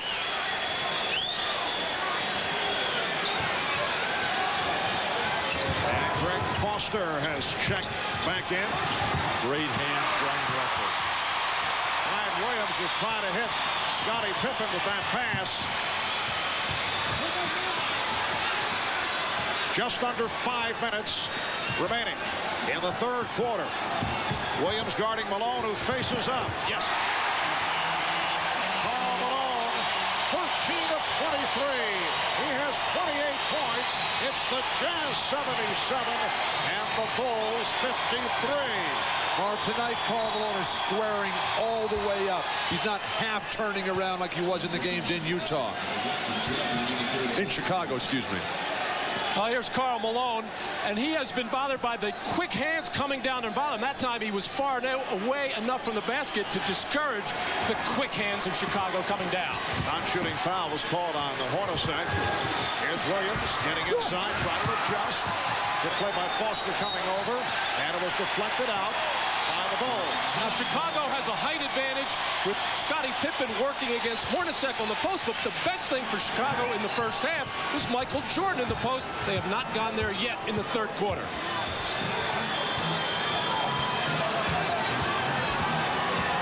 Eisley setting it up, finding Malone, who takes it to the basket. How is that not a foul on the body check?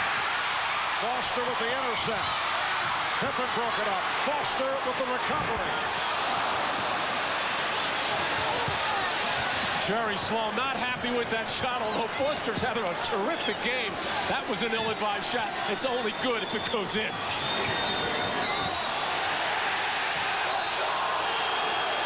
Jerry Sloan trying to quiet down Greg Foster, who was called for that foul. It's so emotional in here. Jerry Sloan wants one shot to go down to break this thing wide open. That was the reaction to Foster's missed shot down there. Timeout has been called with 3:34 to go. In the third, you are watching the NBA on NBC. Well, through the many years that the Utah Jazz failed to make the NBA Finals, Karl Malone watched his friends Michael Jordan, Scottie Pippen as they were able to play in the month of June. We talked about that with Karl Malone. I'm not going to be ashamed to say that this past summer, I watched them, the last seconds of them winning the championship. And I watched the interviews in the locker room. And then this season, I watched the tape again. And just to see the dedication and the desire those guys had then. And, you know, it makes you want to do the same thing. And Karl Malone has worked so hard to get to this level. Tonight, it's all paying off as Brian Williams comes right out of the timeout with a jumper of his own. The Jazz now leading 77-55 as we approach 3 minutes remaining in this third quarter. Michael Jordan with only 2 points in this third quarter, both from the free throw line, but that time coming out of the timeout, throwing into the post, Michael finding the open man, Brian Williams. Isley to Foster. Shot clock at 2. Oh. And they'll jump it up. Marv, would you please? Yes. No, I'll need the baseball bat to get that one down. But what about the non-production of Mark Eaton as this ball just gets the wedgie right in there? There are 10 players in this game with as many or more rebounds than Dennis Rodman. He's got 3 rebounds on the night. Not good enough. Mark Eaton is in the building. I saw him. Did you say Mark Eaton? Oh, Dennis Rodman. They needed Mark Eaton to put the ball out of the room. You know, Matt and I looked at each other like, maybe we're wrong. Maybe he is playing. I saw him in here. You guys always look at me like that, though. Mark Eaton.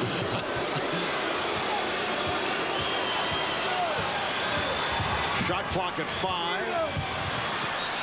And Hopper able to knock it away with 4 on the shot. There's Mark. Unfortunately, Bill, his number is retired. He will not be available tonight. Another self-inflicted wound. That's terrible. Karl Malone hearing it from the crowd as he sits down. Shot clock running down, and Isley not able to convert. Jordan finding Kukoc. Yes. It is a 20-point Utah lead. Another rarity for Chicago in this game, throwing the ball ahead from the backcourt. Usually some kind of good shot will show up.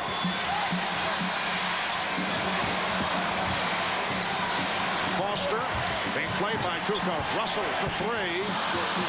And rebounded by Jordan. Bulls looking for a late rush here down the stretch in the third quarter, in particular with Malone on the bench looking to cut into that lead, which is now 20. Malone and Stockton on the bench. That's almost like having Jordan and Pippen out of the game at the same time. It is exactly like it. And the foul on Russell, his third. Well, anytime you can advance the ball, there's no matter how quick you are in transition defense, you just can't catch up to the basketball. As Tony Kukoc was in rhythm, had his feet set, and a good look ahead by Michael Jordan. Utah over the foul limit. And Scottie Pippen is now just 3 of 6 at the line. Scottie Pippen, great in game 1. Remember playing on that very sore foot. Matt, you pointed out that as this series wore on, that foot could become a huge problem. And Scottie has not been the dynamic presence that he normally is. Yes, he re-aggravated that foot injury that occurred in game number 1. Minute and a half to go in the third quarter. The Utah Jazz trying to get back into the series, trailing coming into tonight, 2-0. Here's Carr, blocked from behind by Hopper. Hopper challenging nicely and beating him for the stuff. And it all started at the defensive end as Carr put the ball on the floor. That's the kind of defense that Chicago played in the first 2 games. Coming back in, knocking the ball loose. So the Jazz up by 17. We come up on a minute left in this third quarter. Kickball is called. They'll get the new 24. Only 2 teams have come back from a 2-0 deficit in the finals to win. Here's a look at that last play. And Harper with the steal. Coming into tonight, Utah down 2-0 to the Chicago Bulls. Isley for 3. And Williams with the rebound. And the Bulls chipping into that huge lead. They're in the midst of a 7-0 run. We're down to 40 seconds left in the third quarter. Pippen for 3. But Foster and the bench need to hold on a little bit here. Close it out with a good play to get the crowd into it. Bulls have a foul to give.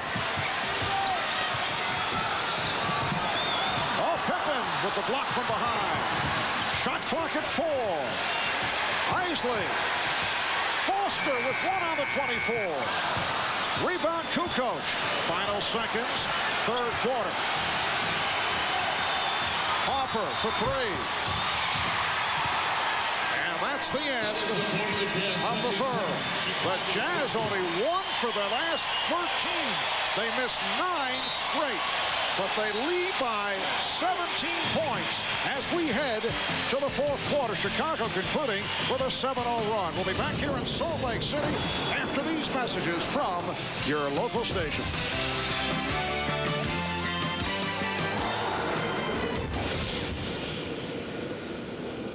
May not be retransmitted, reproduced, or rebroadcast without the express written consent of the NBA. This is Jim Gray back in Utah. At the end of the third quarter, this exchange took place between Antoine Carr and Jerry Sloan.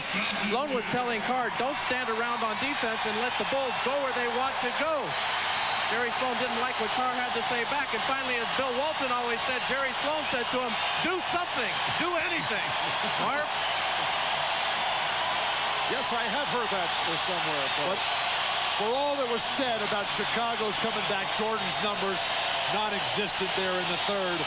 Utah extended their lead in that third quarter, even with the terrible drought at the end. Yes, despite 1 of 13 from the field in the final minutes, and they missed their last 9 shots.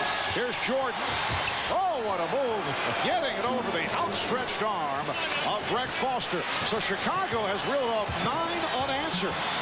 And the Jazz lead is now 77 to 62. Utah has led by as many as 24. Malone and Stockton are back. Here's Stockton. Perfect execution of the set offense. Stockton initiates, cuts through and comes all the way around off 3 screens and gets the foul line jumper. Jordan and Kerr now in the backcourt with Kukoc, Williams, and Bushler on the front line. Here's Kerr, blocked by Stockton. After going 2 games without any blocked shots, everybody's getting into the act now, even little John. Greg Foster and Chris Morris, both important players tonight. They're up front with Karl Malone. Stockton with the shot clock down to 2. Fires. And the rebound handled by Williams. Fourth quarter just underway. Marv Albert with Matt Guokas, Bill Walton, Jim Gray, Ahmad Rashad. Minute and a half gone by in this fourth. Kukoc fouled on a reach-in. Foul on Malone. John Stockton playing off the ball now, and Steve Kerr knows he's in trouble, but he's trying to trail on the play and just had to go way too wide as Kerr has had his problems with Stockton. So Tony Kukoc to the line. There's the stat line on John Stockton. 9 assists, 7 points. Reminder Sunday at 5 o'clock Eastern. Our own Ahmad Rashad will host NBA at the Finals, capturing a side of these championships that most fans never see. Plus a look at 3 pioneers of the WNBA and the obstacles that they have faced on their journey to playing professional women's basketball. All here Sunday, 5 o'clock Eastern on NBC, hosted by Ahmad. Karl Malone Rebounded by Tony Kukoc. And here's Steve Kerr, who does not have great speed, but able to hit. Oh, Steve Kerr did a terrific job there. He's rarely gets that kind of opportunity, and he saw the big man bearing down on him, still able to get that shot up and in. Time for Karl Malone in the low left box right here. The Utah lead is down to 13. And the foul is called. Joey Crawford with the call on Steve Kerr. 9:52 remaining in this fourth quarter. The Bulls finally showing some signs. There's Kerr putting on, well, we'll call it the speed, and able to hit. We'll be right back. Miller Genuine Draft presents a classic moment of the NBA at 50. Tonight we look back at the NBA Finals record for the most assists in a game. Lakers versus Celtics, Game 3 of the 1984 Finals.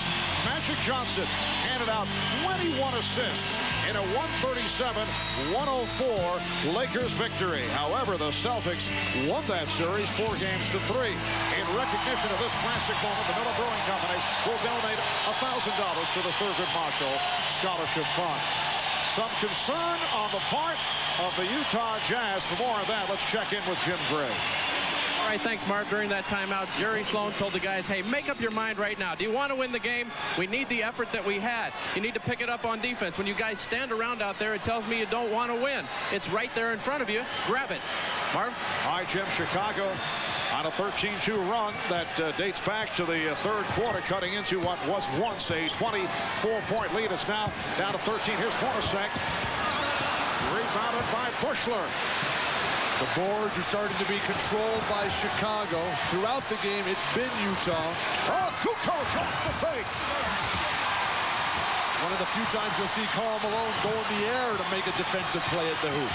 Stockton being played by Kerr. A soft attempt by Tony Kukoc, and he knows it. He's got to at least draw a foul on that play. Malone swinging in on Williams. Bulls wanted to travel, but a foul is called on Chicago. There's the big four tonight. Karl Malone having an outstanding first half. John Stockton not so much with the points, but doing a terrific job of floor generalship. A quiet night for Michael Jordan, and Scottie Pippen has just been too spotty with his offense. I thought it was interesting that time when Karl Malone knew he was going down on the floor, made sure that he got his right hand up so he didn't put that right hand down on the floor. And a foul committed by Brian Williams, who now has 4. Marv, I'm flabbergasted, not by the missed free throw. Karl has had his struggles. The fact that Jordan and Pippen have 21 shot attempts between the two of them.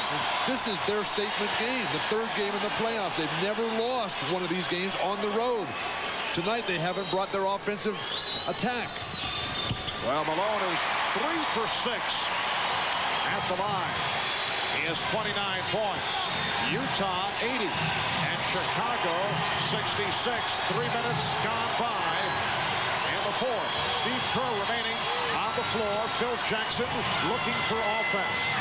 Chris Morris defending on Michael Jordan with help. Kukoc for 3. Rebounded by Ostertag.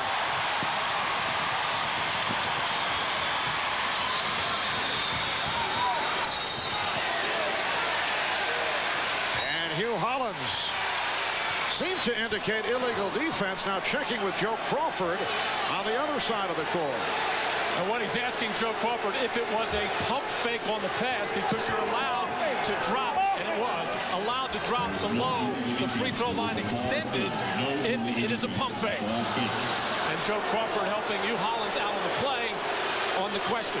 So they call it an inadvertent whistle, and they just keep the shot clock where it is. And it's at 14 right now. Along with the pick to brush off Kerr. They double up by Malone, and Buechler with the steal, taps it ahead. It's his foul. Beautiful play by John Buechler. Foul on Chris Morris. That is his 3rd. Well, for those of you who would like to continue with the NBA Finals, as usual, we will have our post-game special on CNBC. That'll be immediately following tonight's game. The entire cast will recount it all with with highlights, live press conference interviews, and guests. We take a look back at this Game 3. That's the NBA Finals post-game special immediately following this Game 3 between the Jazz and the Bulls. Well, Judd Bushler had a miserable regular season from the free throw line, just 36%. And a foul on Bushler. He blocked Stockton. Well, Stockton is so tricky. Very little contact on the play, but he just kept going, absorbed what there was. Just imagine how many little 5'10" guys are sitting around their living room tonight saying, yeah, that's me. I'm going to do that. And John Stockton right now realizes what an important time of the game this is. It's really barking out to his teammates, stay in the game, get with it, get after it. The Bulls with their third team foul. Utah struggling, only 2 for the last 17. Morris for 3. Didn't really have a grip on the basketball, but fired it up. Oh, that won't stop him. It's a 13-point Utah advantage. Chicago very much alive after trailing by as many as 24. Just under 8 minutes to go in the fourth. Jordan. And the tip by Brian Williams. Now, Chicago has gone to a lineup to force Stockton, the point guard, on Michael Jordan. They don't necessarily have to do it, but they did it on that possession. Jerry Sloan's got to make an adjustment there. Malone with room. Ostertag with the hustle rebound and called for time. Well, a good play by Greg Ostertag, able to save the possession. At the offensive end, Chicago getting to the glass. Ostertag and Karl Malone not boxing out there. Too easy for Chicago. Ostertag keeps it alive himself. Does the tight wire act along the sideline and says timeout. Good place for that timeout. 7:25 remaining in the fourth.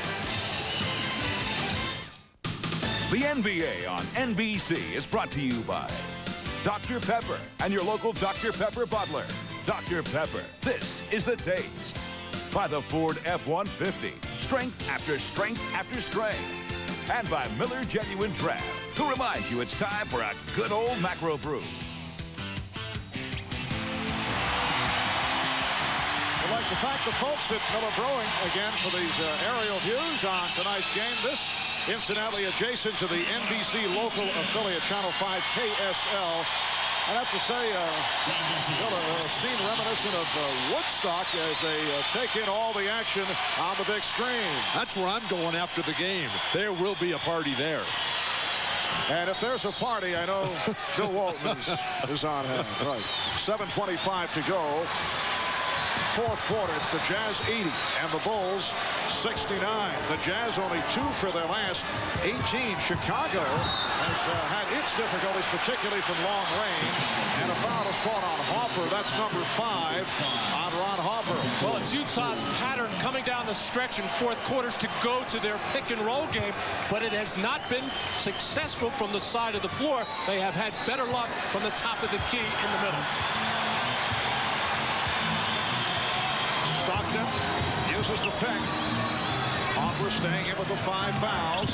Here's Russell. He continues to hit clutch shots. I am so glad they came back with Brian Russell. Chris Morris is a little bit out of control there. Russell having his best game of the series. Brian Russell with 12. 82-69. Utah.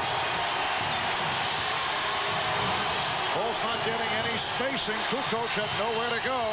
Beautiful pass, broken up. Stockton with the steal. Stockton protecting on Pippen. Setting it up for Hornacek. The tip missed by Ostertag.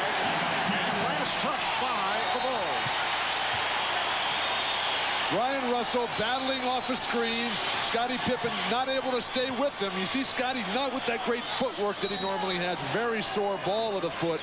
Ostertag has become a warrior underneath the boards. Well, Russell had to create his own shot there, but on the pick and roll, Chicago has had so much success on that side pick and roll, forcing it down to the baseline. But so far, John Stockton now has been able to get to the middle of the floor. And Luke Longley has come on for Tony Kukoc. Still no sign of Dennis Rodman for Chicago. Malone. Karl Malone only 3 for his last 10. Able to hit. He has 31. And the Jazz lead 84-69 with just under 6 minutes remaining in the fourth. Jordan for 3. Yes. Michael Jordan with 21 points. Oh, Brian Russell lost concentration, actually kind of went for the loose ball, but I don't know how you can take your eyes off Michael Jordan at this time of the game. Bulls have missed their previous 8 from downtown.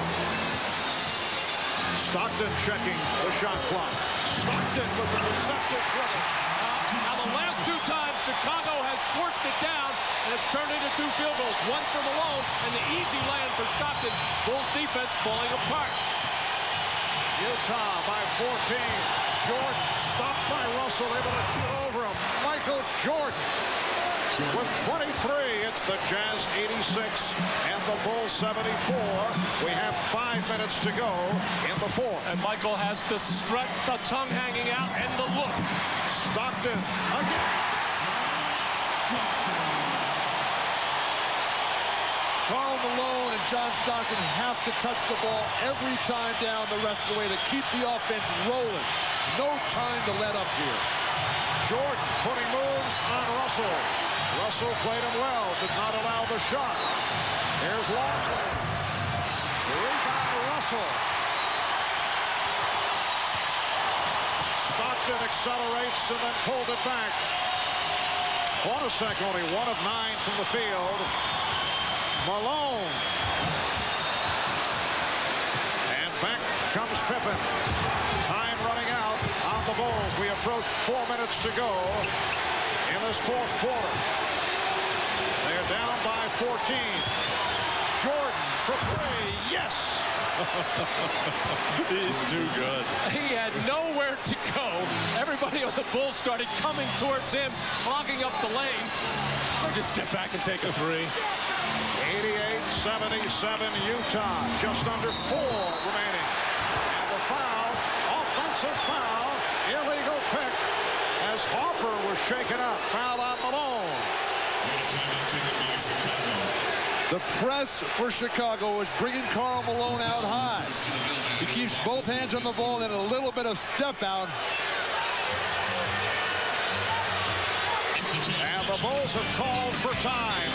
3:47 left in the fourth. 10 of his 26 points in this fourth quarter. He has scored the last 8 for Chicago in a variety of ways, breaking the defense down in the lane. He's hit 2 3-pointers, stopping on a dime, pulling up for the jump shot. One more time with the 3-point shot. And this is not anything strange to Michael Jordan. Game 2 against Washington, having a big fourth quarter. Game number 2 against Miami with 14. Game 4 against Miami with 20. And game 1 against Utah. And here's Jordan for 3. Rebounded by Longley. Jordan gives it up. Pippen. Yes! A 3 for Scottie Pippen, who has been off. But it is now an 8-point game. Utah led at one point, 77-53 with 3:24 left in the third quarter. 3:15 to go here in the fourth. Malone with the step. That's what the MVP means. Not the numbers, but at the big moments, shutting down these great runs by Chicago, who's so poised. This game's just getting started, though. Jordan played by Stockton. We're just under 3 minutes remaining in the fourth. Pippen again with room for 3. Yes! Scottie Pippen with 2 enormous 3-pointers. And the Jazz lead is down to 7. And Scottie Pippen creating havoc defensively, running around as a wild card, trying to get the ball out of Stockton's hands. When Malone gets it, he's going to try to knock it loose. The Jazz have to look for Scottie Pippen's man. And the foul on Russell as he tried to get it back. 4th team foul committed by Utah. Chicago has 4. Pippen is now 5 of 8 from three-point land. The Jazz 90 and the Bulls 83 with 2 minutes and 40 seconds to go in this fourth quarter. Hugh Hollins asking for more room along the end line, allowing Jordan to inbound. We're coming in Utah with Foster, a little bit more offense, but they're running great screens for Pippen to get him open behind the three-point line. Jordan picked up by Foster. Rebounded by Malone. And Malone comes up hobbling. 22nd timeout called by Jerry Sloan. So Karl Malone off that loose ball and the collision had to use the timeout. Utah has 3 timeouts left. Chicago 2 and a 20. Here's another look at it.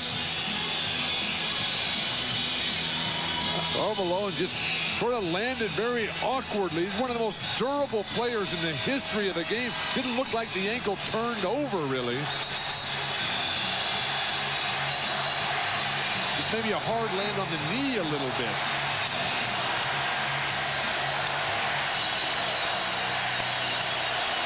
But Scottie Pippen, along with Michael Jordan, able to bring the Bulls back into a game that appeared to be gone in the third quarter. Anytime Michael Jordan makes any kind of penetration move into the lane, he's going to draw the defense. They're going to watch Michael Jordan, and it's going to leave Kerr and Pippen open.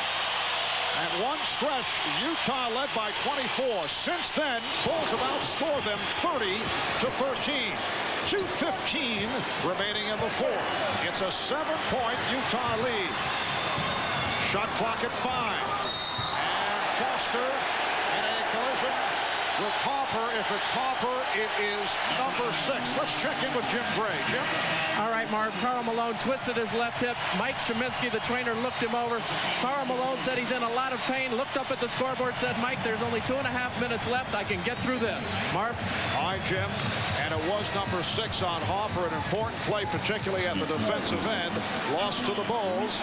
Ron Harper with only 2 points, but 7 rebounds and a lot of gritty play at the defensive end. Here's Foster, who's a very fine free throw shooter, 83% for the season. He now has 16 points. He's 5 of 6 at the line, and the Jazz leading 91 to 83.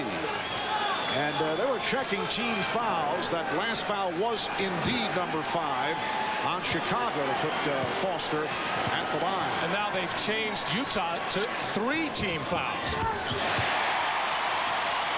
Big men who can shoot free throws. Critical element for all championship teams.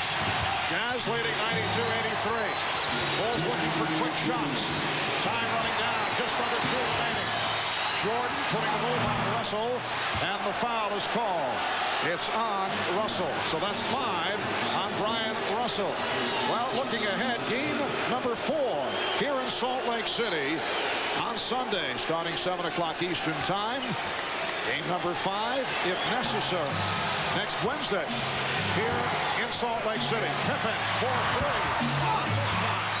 And rebounded by Malone, who was fouled by Longley. Longley not really in good position to get an offensive rebound there, but a pretty smart play. If he can't get the rebound and you got Karl Malone in your sights, you might as well hack him with 1:47 to go in the fourth quarter and see if Malone can do anything at the foul line. Looked like Karl pushed off on him on that play. Now, Karl Malone had said after the poor performance the other night in Chicago, he won't make any excuses. He said it was embarrassing the way he played. He will try to correct things tonight in Game 3, and he has certainly done just that. Karl Malone with 34 points. Well, Karl Malone, a different player here at home, as most players are. It really shows up in the shooting percentage. Actually, he is a 55%er during the regular season, and making free throws at this juncture is absolutely critical to his confidence. Malone, 4 of 7 at the line this evening.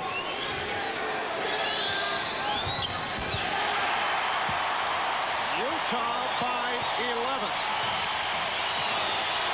And again, they are on their feet at Delta Center. Pippen, played by Russell, now Hornacek on Jordan. Fires the three. Stockton with the rebound. Stockton on the run. Leading Foster, who is rejected by Jordan. Jordan able to pick up the loose ball. Has a 3-on-2. Pippen steps back to shoot the three. 94-86 with 1:15 to go.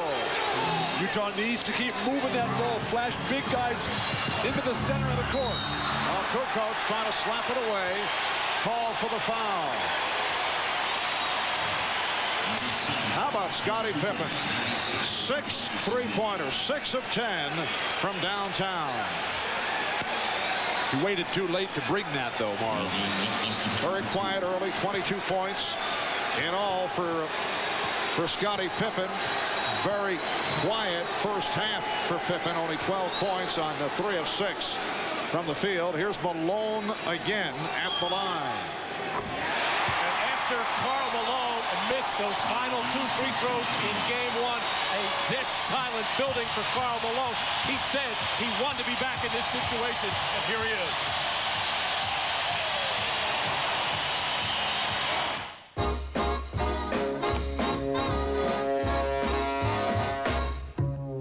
When you're too tense, it's common sense to relaxez-vous. The more you earn, the less you learn to relaxez-vous. We French, you'll find, are more inclined to relaxez-vous. Relax, relax, relax, relaxez-vous. Did you see the look on his face? Hey, here comes another one. Come to Papa. Wait, not a Ford Contour. That thing's got more moves than a cat. What do they think we are, greyhounds? Test drive the newly restyled Ford Contour. One drive will surprise you. Hey, you guys up for a little Italian? Now, get 1.9% APR financing for 48 months on Ford Contour. Nobody's tougher on motor oil than a police force. The extreme stress and searing heat generated by their hard driving can break down an oil in no time. That's why the Kansas City Police use Castrol GTX, the only leading 10W30 that provides maximum protection against both viscosity and thermal breakdown. Because some people have more important things to worry about. Castrol GTX. Drive hard. And for your toughest cleaning tasks, try any Castrol Super Clean product.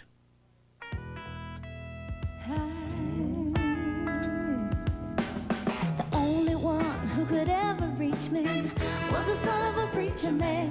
The only boy who could ever teach me was the son of a preacher man. He was. Oh, yes, he was. Now is the time. This is the place. This is the taste. Dr. Pepper. This is the taste.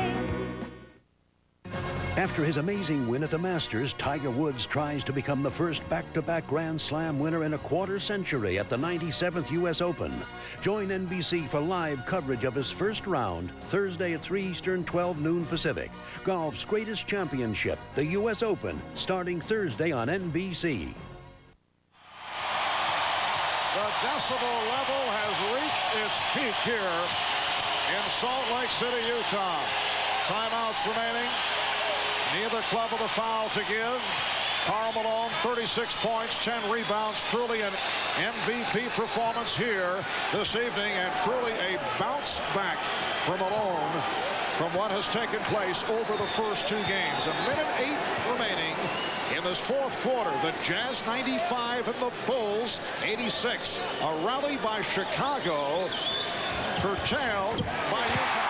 They now lead by 10. Now, Scottie Pippen had something to say to Malone as he walked up to the line for that free throw. Didn't faze him a bit. Jordan putting moves on Russell. Angling, but short of a 3-point attempt. And last touch by Utah. The nightmare that Brian Russell lived through at the end of game 1. He's learned a lot. Jordan trying to draw the foul there. Russell just let him get out of balance. 22nd timeout taken by Chicago. So the Bulls have just 1 timeout remaining. Well, coming out of that timeout, Scottie Pippen had said something to Karl Malone, if you'll remember, back at the end of game 1. Something about the mailman not delivering on Sunday, and that was very prophetic. But the mailman has been delivering here at home on Friday. Matt, you must have unbelievable ears, because I can't hear a thing in here. It must be the rabbit ears that all coaches develop. The Utah Jazz on their way to cutting it to a 2-1 lead in this best of 7 NBA Finals series. Russell with the rebound. Give the ball to John Stockton here. Hornacek surrounded and threw it away. Jordan setting it up for Kerr for 3, way off. Pippen looking to get it outside, but he was hacked with 36 seconds left. Well, the Utah guards at the end of games 1 and 2, John Stockton had turnover problems, although it certainly was a huge factor in game 1. Game 2 was a kind of a cosmetic comeback by Utah. Scottie Pippen, 4 of 7 at the line. He's hit 6 3-pointers. The NBA Finals record most 3-pointers in a single game held by Kenny Smith of the Houston Rockets. 7 back in game 1 of 1995. But in any event, Bill, I liked your idea better. I take my chances putting the ball in the hands of John Stockton at this point. The Jazz 96 and the Bulls 88, and off the pressure, the foul on Pippen. Down to 35 and 9/10 seconds to go. And there's Steve Young, San Francisco 49er quarterback and a product of Brigham Young, taking it all in with Senator Orrin Hatch, who is actually 2 seats away from Utah Jazz head coach Jerry Sloan. That's just to give some extra advice. Well, the Jazz now 19 of 23 at the line. Mike Szymanski in the white shirt, he's the buffer right there. Yeah, Mike, the Utah trainer, passing on advice from the Senator. The Jazz 98 and the Bulls 88. We come up on a half-minute remaining. Pippen from way downtown, and that's 7 3-pointers to tie an NBA Finals record. Again, the Bulls give the foul. It's down to a 7-point lead with 29 and 5/10 seconds to go. And now the right man going to the line for the Utah Jazz. John Stockton in the 4th quarter at the bottom of your screen. In this spring's playoffs, near perfect. Stockton tonight 1 for 1 at the line. The Jazz 99, the Bulls 91.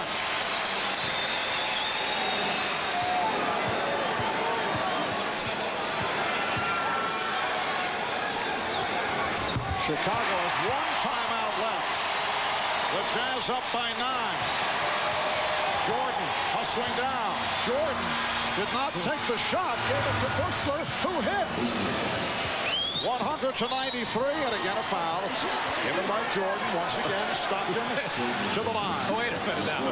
I have seen some great crossovers in my day. Tim Hardaway, Allen Iverson.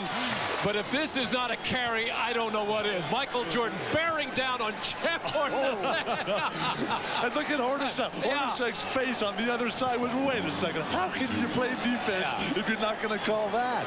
And Michael, believe me, doesn't even need that. But he wanted to make sure that he cleared a defender and got into the lane. Matt, are you saying it was an illegal move? Yes, I am. I will go out on that limb. Stockton is 4 for 4 at the line. The Jazz up by 8 with 21 and 3/10 seconds remaining in the 4th. Stockton perfect at the line. Nothing but the bottom of the net. And Chicago has taken its final timeout. Phil Jackson upset. He felt there were several Utah players cheating and jumping in as they were lined up for that Stockton free throw. details. Now let's see if we can pick it out. Here it is.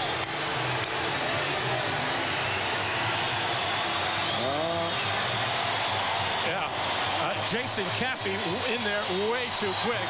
But it doesn't hurt to try to complain about something, try to buy something for game number 4. Well, 21 3/10 seconds remaining in the fourth quarter. Utah with a 102-93 lead. They have the 24-point lead in the third quarter. Chicago led by Michael Jordan. Scottie Pippen able to come roaring back, but trailing here by 9. And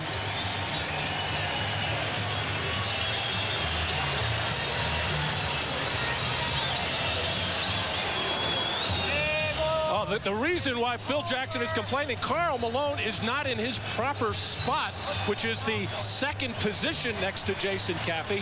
He is one too high, and Phil trying to rule that should have been a violation and no free throw. That's not the reason why Chicago is losing this game. And Utah is 24 of 28 at the foul line. The Chicago strategy, obviously, down the stretch, try to hit the quick three and then foul, but the Jazz going to the line and hitting their shots. Mark, the great thing for Utah, though, was when Chicago made that big run late, Karl Malone took over. He got that big drive left from the top of the key. He hit the big free throws. And now Stockton has just iced it with all of his free throws. And Bill, it's been one of those games for Malone. He's been solid throughout. He had a quiet period over a brief stretch, but he has 37 points on 15 of 29 shooting, and he's also done a good job at the foul line.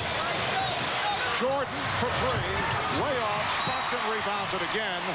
The foul given by Kerr. Well, the exact same play that Chicago ran to get Michael Jordan open for the winning shot in game 1.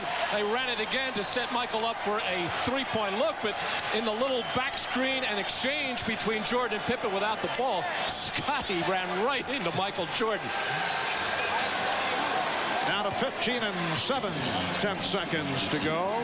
Stockton is 5 for 5 at the line. Along with Karl Malone, it has been a dramatic turnaround game for John Stockton. He now has 16 points and 12 assists. And a very interesting 48 hours coming up before the start of game 4. Game 4 Sunday here in Salt Lake City. We'll have it right here on NBC starting at 7 o'clock Eastern Time, 4 Pacific Coast. And then game number 5 Wednesday here in Salt Lake City and on NBC. Utah's got a head of steam. Watch out for the Jazz. Along off the intercept. Stockton will run it out. Down to 10 seconds. And they're on their feet. Standing ovation for the Utah Jazz, who have been able to get back into the series with a solid performance as they defeat the Chicago Bulls 104-93.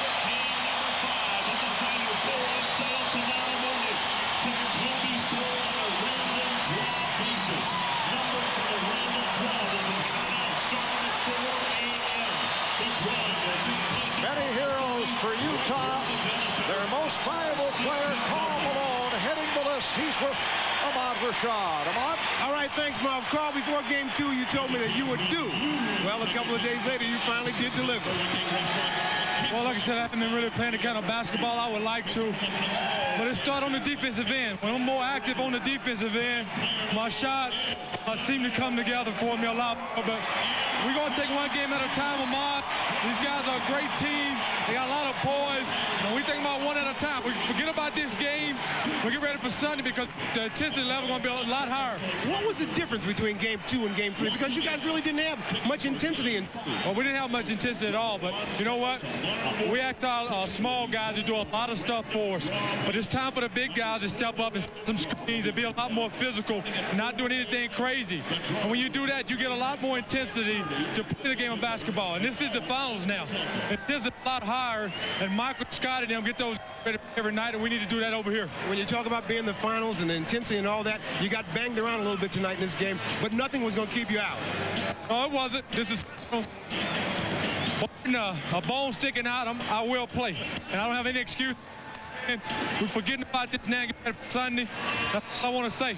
All right, Carl, congratulations on the game tonight. We'll see you Sunday. All right, let's go over to Jim Gray. All right, Ahmad, with Greg Foster, 17 points tonight. Greg, a lot of people probably would not have anticipated this type of a game from you. It's almost out of nowhere, isn't it? Well, that's fine, and that's how I want it. I don't want anybody even thinking about Greg Foster. I hope they continue not to think about me. But I just maintain the attitude. I'm going to come out here and have fun with this experience.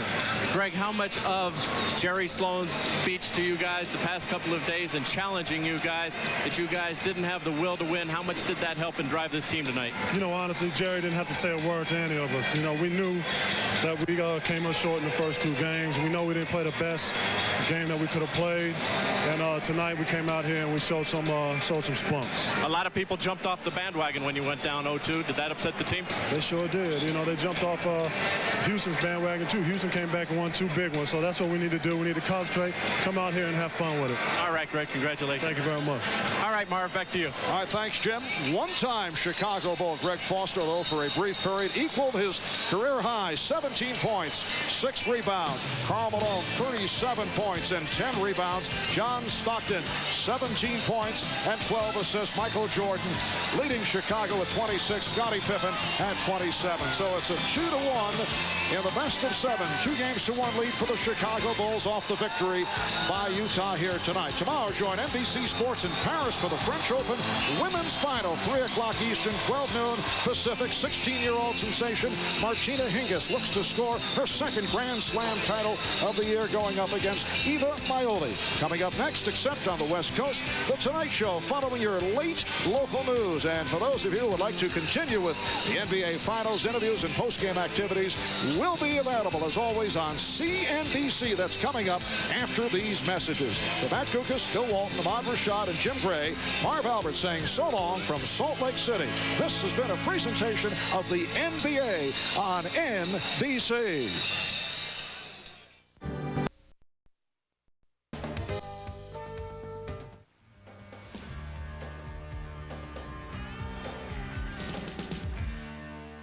Hello and welcome to the Friday night edition of the Sports Channel Report. I'm Jim Blaney. Coming up a little bit later on, we'll have highlights of the Sox victory, highlights of the Cubs loss, and Kawan Garris looking for a dream. But first on the plate, oh yeah, the Bulls. Game 3. Here's Steve and Norm. All right, Jim, thanks a lot. So much for the sweep, folks. The Utah Jazz take care of the Chicago Bulls in Game 3 of the NBA Finals. Bulls still lead the series 2-1, but the Jazz lead it by 16 at the half, and they end up winning by 11, 104-93. Utah comes out a lot like Chicago did in Game 2, Norm, and ironically, same halftime score, but only the other team was leading. Bulls with a marvelous comeback, but not marvelous enough. It was good with Scottie Pippen hitting those threes, 11 points in a row in the fourth quarter, but wasn't to be, and Utah grabs Game 3. No doubt about it. It was not a complete shock to me to see Utah come out and show some type of ball that they played all year long. They are absolutely just tough playing at home. They showed that today. Karl Malone got a heart back in the system right now because he came out to play, didn't have a sign of the little injury on his hand. He played tough, he played hard, he shot the basketball, and everybody else followed suit in playing. And the X factor of all of this, Foster, who came up with a big game as Utah went on to beat the Bulls rather handily. And the comeback at the end, yeah, it was just a token comeback.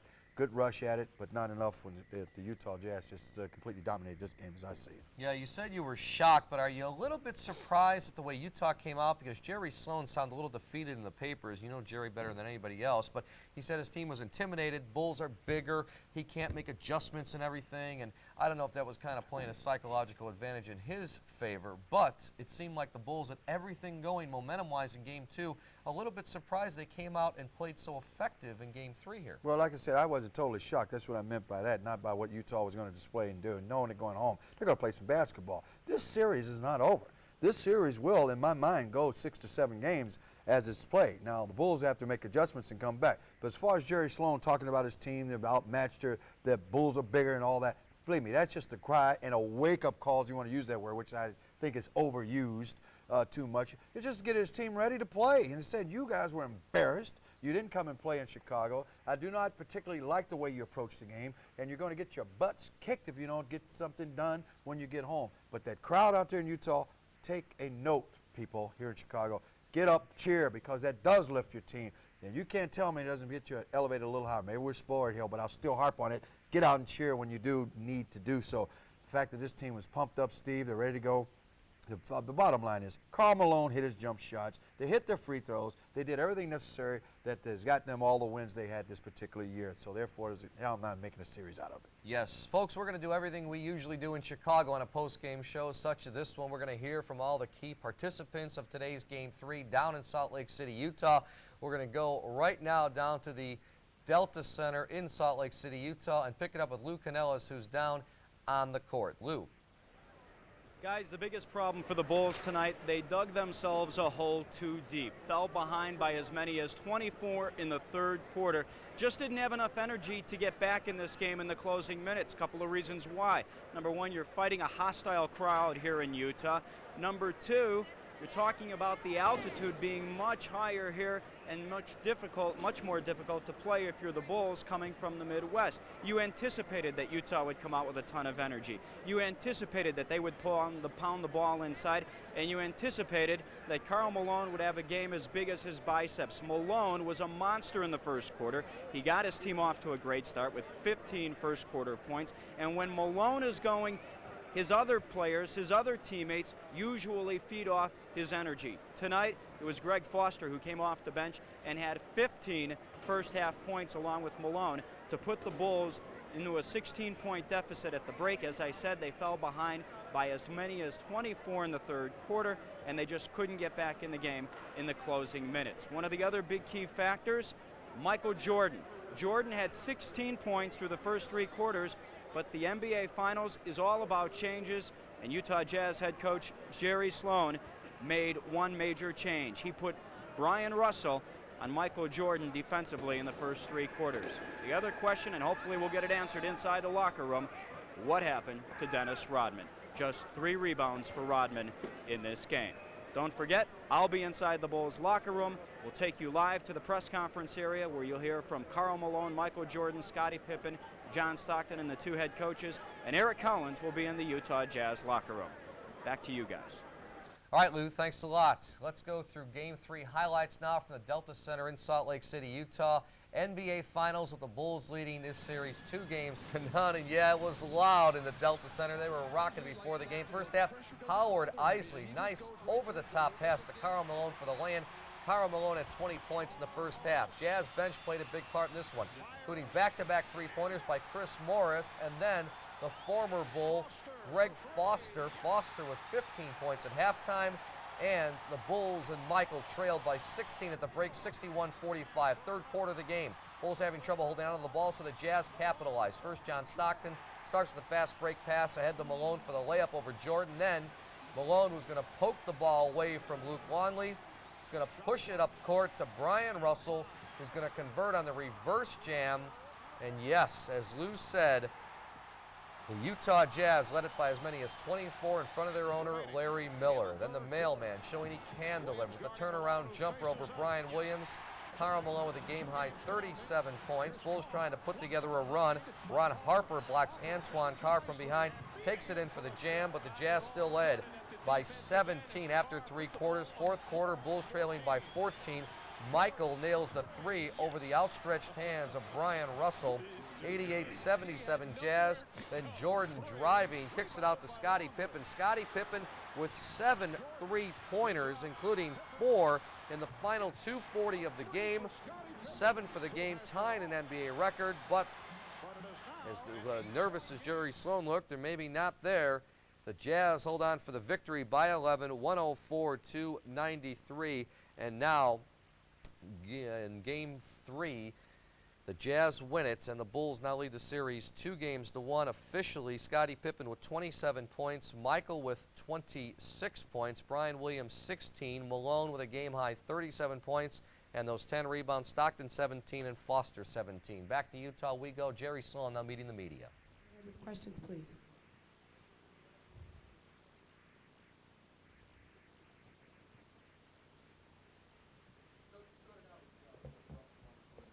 Why did you make the switch? I don't know. We just felt like we'd give it a try. See if it would, see what had happened.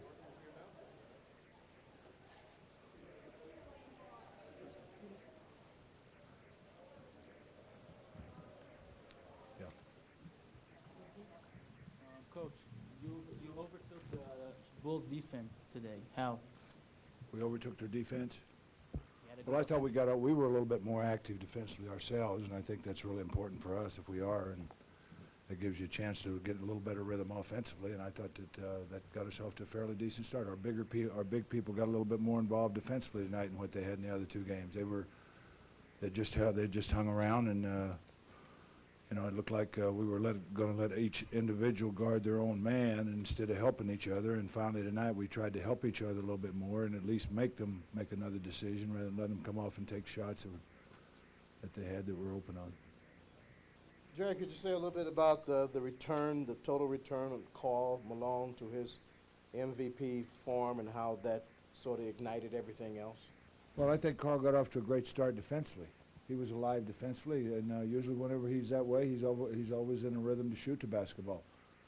And you know, he's struggled a little bit, but I know Karl Malone well enough. I've been with him 12 years, and seen him, and he always comes back and tries. He always tries to play hard, and I think he got himself involved emotionally, defensively right from the beginning, which was important for us. And he's an important factor. When he does that, then I think the offense goes a little better for us, and our other players play off of him a little bit more.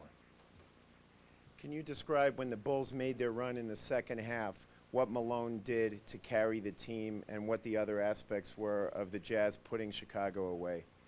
Well, it didn't look like we were going to put them away the way we turned the ball over coming down the stretch. We got very casual, looked to me like, and didn't get to our spots very quick, mishandled the ball, got a little too anxious to do what we were supposed to do, but there was a couple of times we were running back down the floor with our heads turned, and nobody, I think that the turnovers were because of that, not so much because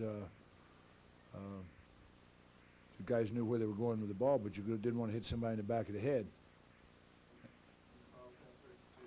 Well, he's going to get the basketball in those situations. We were just able to get him the ball where he could do something with it, and he's usually pretty good. You know, those are some of the same shots he's missed. So I don't have a problem. I didn't have a problem with him, the shots that he took the other day. He's missed some and he's made some. So I never get upset with that, because he usually takes those, and we've lived with that. And our other people play off of him. He's very important to what we do, obviously. We couldn't be here if it wasn't for the way he's played and what he's put into the game for us. To what extent do you think that your team's effort was a result of responding to the somewhat harsh post-game comments you made about their aggressiveness and effort after Game 2? I don't think they pay attention to me.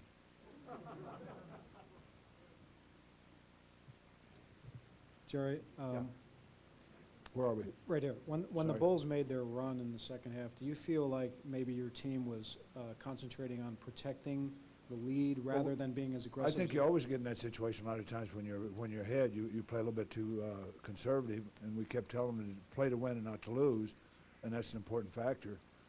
You know, and I think we got into that mode a little bit where we're playing not to lose instead of continue to play. They beat us back down the floor 2 or 3 times defensively, and that was my biggest concern, is that we didn't get back and get leveled off defensively. We floated back in the middle, and they hit a couple shots outside. Obviously, there's 3-point shots that they took. I thought we were very casual on those. I'd rather have had us run them off the line. That's what we talked about. And what, they hit 6 or 7 in the fourth quarter, 3-point shots. I don't know. I didn't ever get a stat sheet, so I don't know exactly what it was, but I knew they hit quite a few of them because we came up. We never had a hand up in their face, and that's when you got to run guys off the line in that situation and give them a 2, no more than that. You take the 6 off. If they made 6, that makes a huge difference in the game. When you had this 3-point shots that they made, if you're only giving them 2. And we came back and never really got to them, and they came down and made them, and got screened a couple times. We weren't aware of that, and it's tough to win if you play that casual coming down the stretch. Fortunately, we had enough of a lead that we were able to hang on and then make our free throws. One more question. Jerry, your bench, you got some inspired play out of your bench. Anything in particular spur them on tonight? Foster, Morris? I thought they played extremely well. Greg was alive. He got up and helped us some defensively. He shot the ball. He got off on a roll in the shooting, and things went well for him. Chris Morris came in, and I thought he did an excellent job. He hasn't played a lot in the absence of Shannon Anderson, and it was a situation where, you know, we're very sad about Shannon's situation, but we still have to go play the game, and that's where it's important that somebody else steps up. That's what they get paid to do. Thank you. Okay, thank you, Coach. All right, Jerry Sloan meeting the media as the Utah Jazz take Game 3 of the NBA Finals, 104-93. And everyone's talking about the switch. Brian Russell to Michael Jordan. Jeff Hornacek was guarding Michael in the first 2 games, except for that, remember, the game-winning shot in Game 1. Brian Russell was on Michael Jordan. But all of a sudden, people are talking about this big switch. And Michael still had a decent game with 26 points, but big switch in your opinion? I think, well, now that the game's in, yes, it's entirely a tremendous switch because of the aggressive play and the defensive prowess that he brought to the game.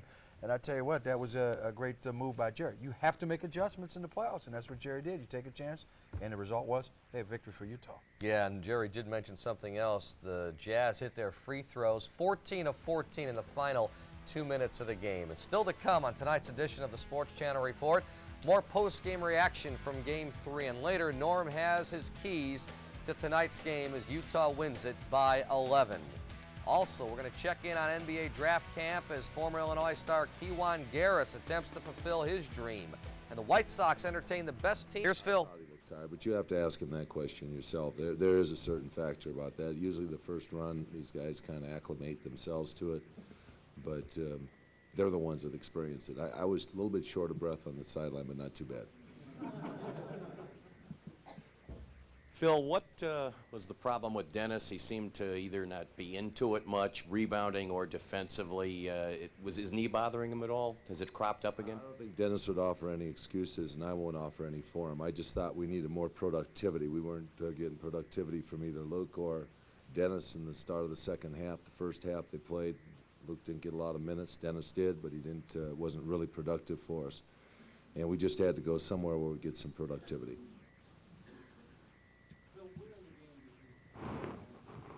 Where in the game did Karl Malone hurt you most? Well, the inside game in the first half. The free throw line definitely hurt us on the free throw line, but there's not much you can do about that. But you got three-point plays in the lane and start driving. Got our guys in foul trouble. And I thought they moved the ball very well around his post-up moves, so he got easier post-up plays.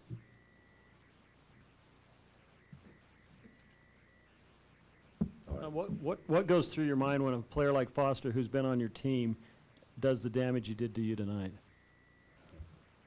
Wish he was back on our team, maybe, at least for a half. We could have taken those 15 points on our side. No, we have a lot of respect for Greg. He's a fine player, and he got cut in a numbers game with us at a certain time, and Luke Longley came back from a stress fracture, and we had to let him go. But yeah, we like Greg. They had a little more success executing their screening role. Why? Well, they delayed on it, and they left the court open. They tried to leave a whole open side so we couldn't collectively guard their screen roll. Yeah, we had to make adjustments during the game to do that. I thought at the end of the game we were pretty good against it by the time we've been burned about 20 times.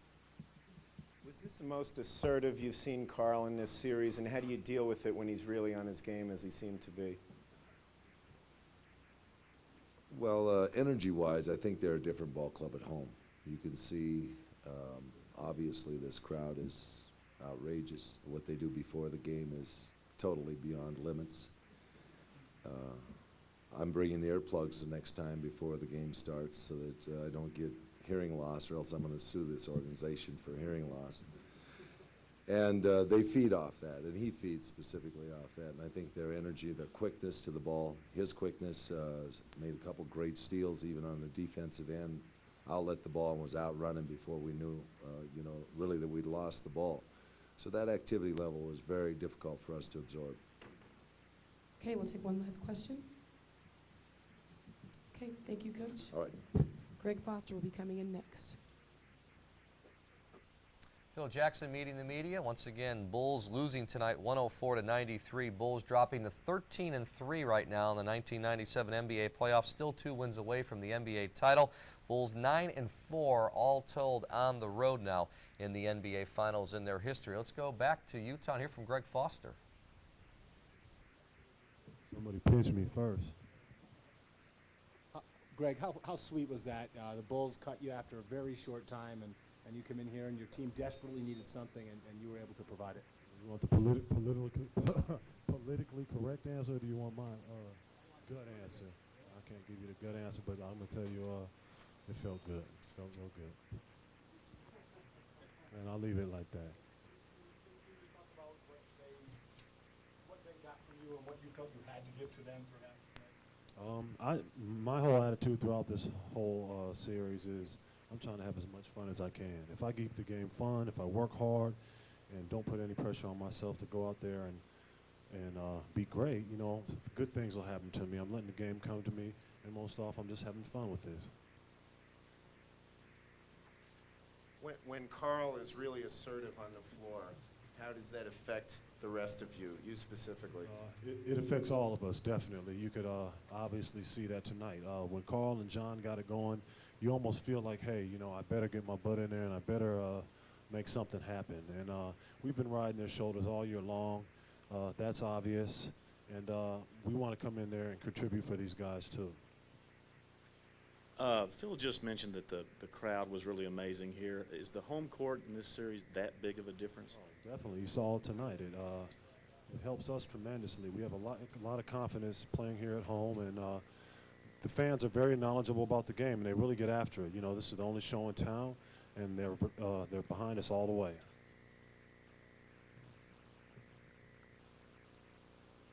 Before the game, I saw you reading the book, Thoughts of Winning. Did it help? I'm going to go read it right after the game, too. I might sleep with it. How bad did it feel when you were released by the Bulls? You know, if you ever got hit in the stomach with a bat, maybe I could probably compare it to that. You know, I was at a time in my career where I felt I really belonged in the NBA, and, you know, that's the business side of it. It hurt bad, and but there's no looking back now. I'm having fun with it. I have a home here, and like I said earlier, I'm just going to continue to have fun with this whole experience. And how much did that allow Carl to get better post-ups in this game? It was huge. The ball movement was great, but our confidence, I think, is what took us over the top. Early on in the game, we shot a great percentage, and we got a big lead. I think we depended on that a little bit too much in the second half, where we just tried to outscore them, and we broke down defensively.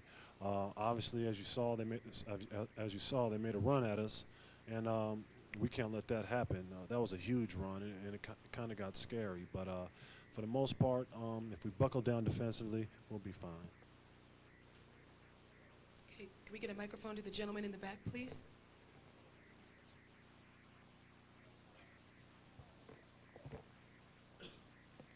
Greg, what's the approach to the next game going to be? Hopefully it's going to be the same approach as we had tonight. If we can bring the intensity and the energy level that we brought tonight, good things are going to happen for this team. We can't have too much fun with this win tonight. We got to go ahead and have a little fun with it. We'll put it on the back burner and know that we got to come back and play big again. Okay, any final questions for Greg? It seemed like in the other games in Chicago, you guys didn't get an opportunity to beat them down the floor. And in this game, it seemed like Carl wanted it so bad he was beating them down the floor all the time. I don't know why we're so much more aggressive here at home, you know, especially running the floor, fast breaking, but we just are. It's as simple as that. We didn't run the floor, especially in game 2. We were tentative, and it probably appeared that we probably were scared. And, you know, that's just the hard facts of game 2, but obviously we came back and we showed some good things tonight.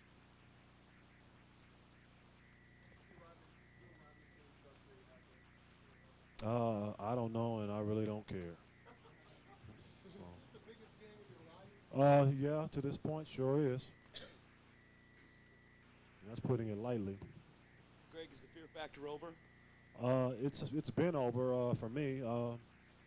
I can't talk for the other guys, but like I said earlier, this experience is supposed to be fun. The game is supposed to be fun, and that's the way I'm going to keep it. I'm not going to be scared. I'm going to go out there. I'm going to play with conviction and heart and emotion, and have fun with this. Okay, last question for Greg.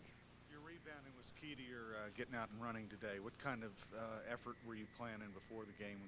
Well, obviously, as big guys, we knew we had to step our game up. You know, a challenge was put to us by our coach, and even though he didn't have to put that challenge to us, we knew that inside we were playing terrible, and we needed to come give our team some help. Okay, thank you, Greg. Thank you very much. Okay, Michael Jordan will be next. All right, we'll wait for Michael, but Greg Foster with a big game, a one-time Chicago Bull, comes back and does some damage. And the Jazz are so good at home. Now they're 9-0 at home in the '97 playoffs. They've won 22 overall at home.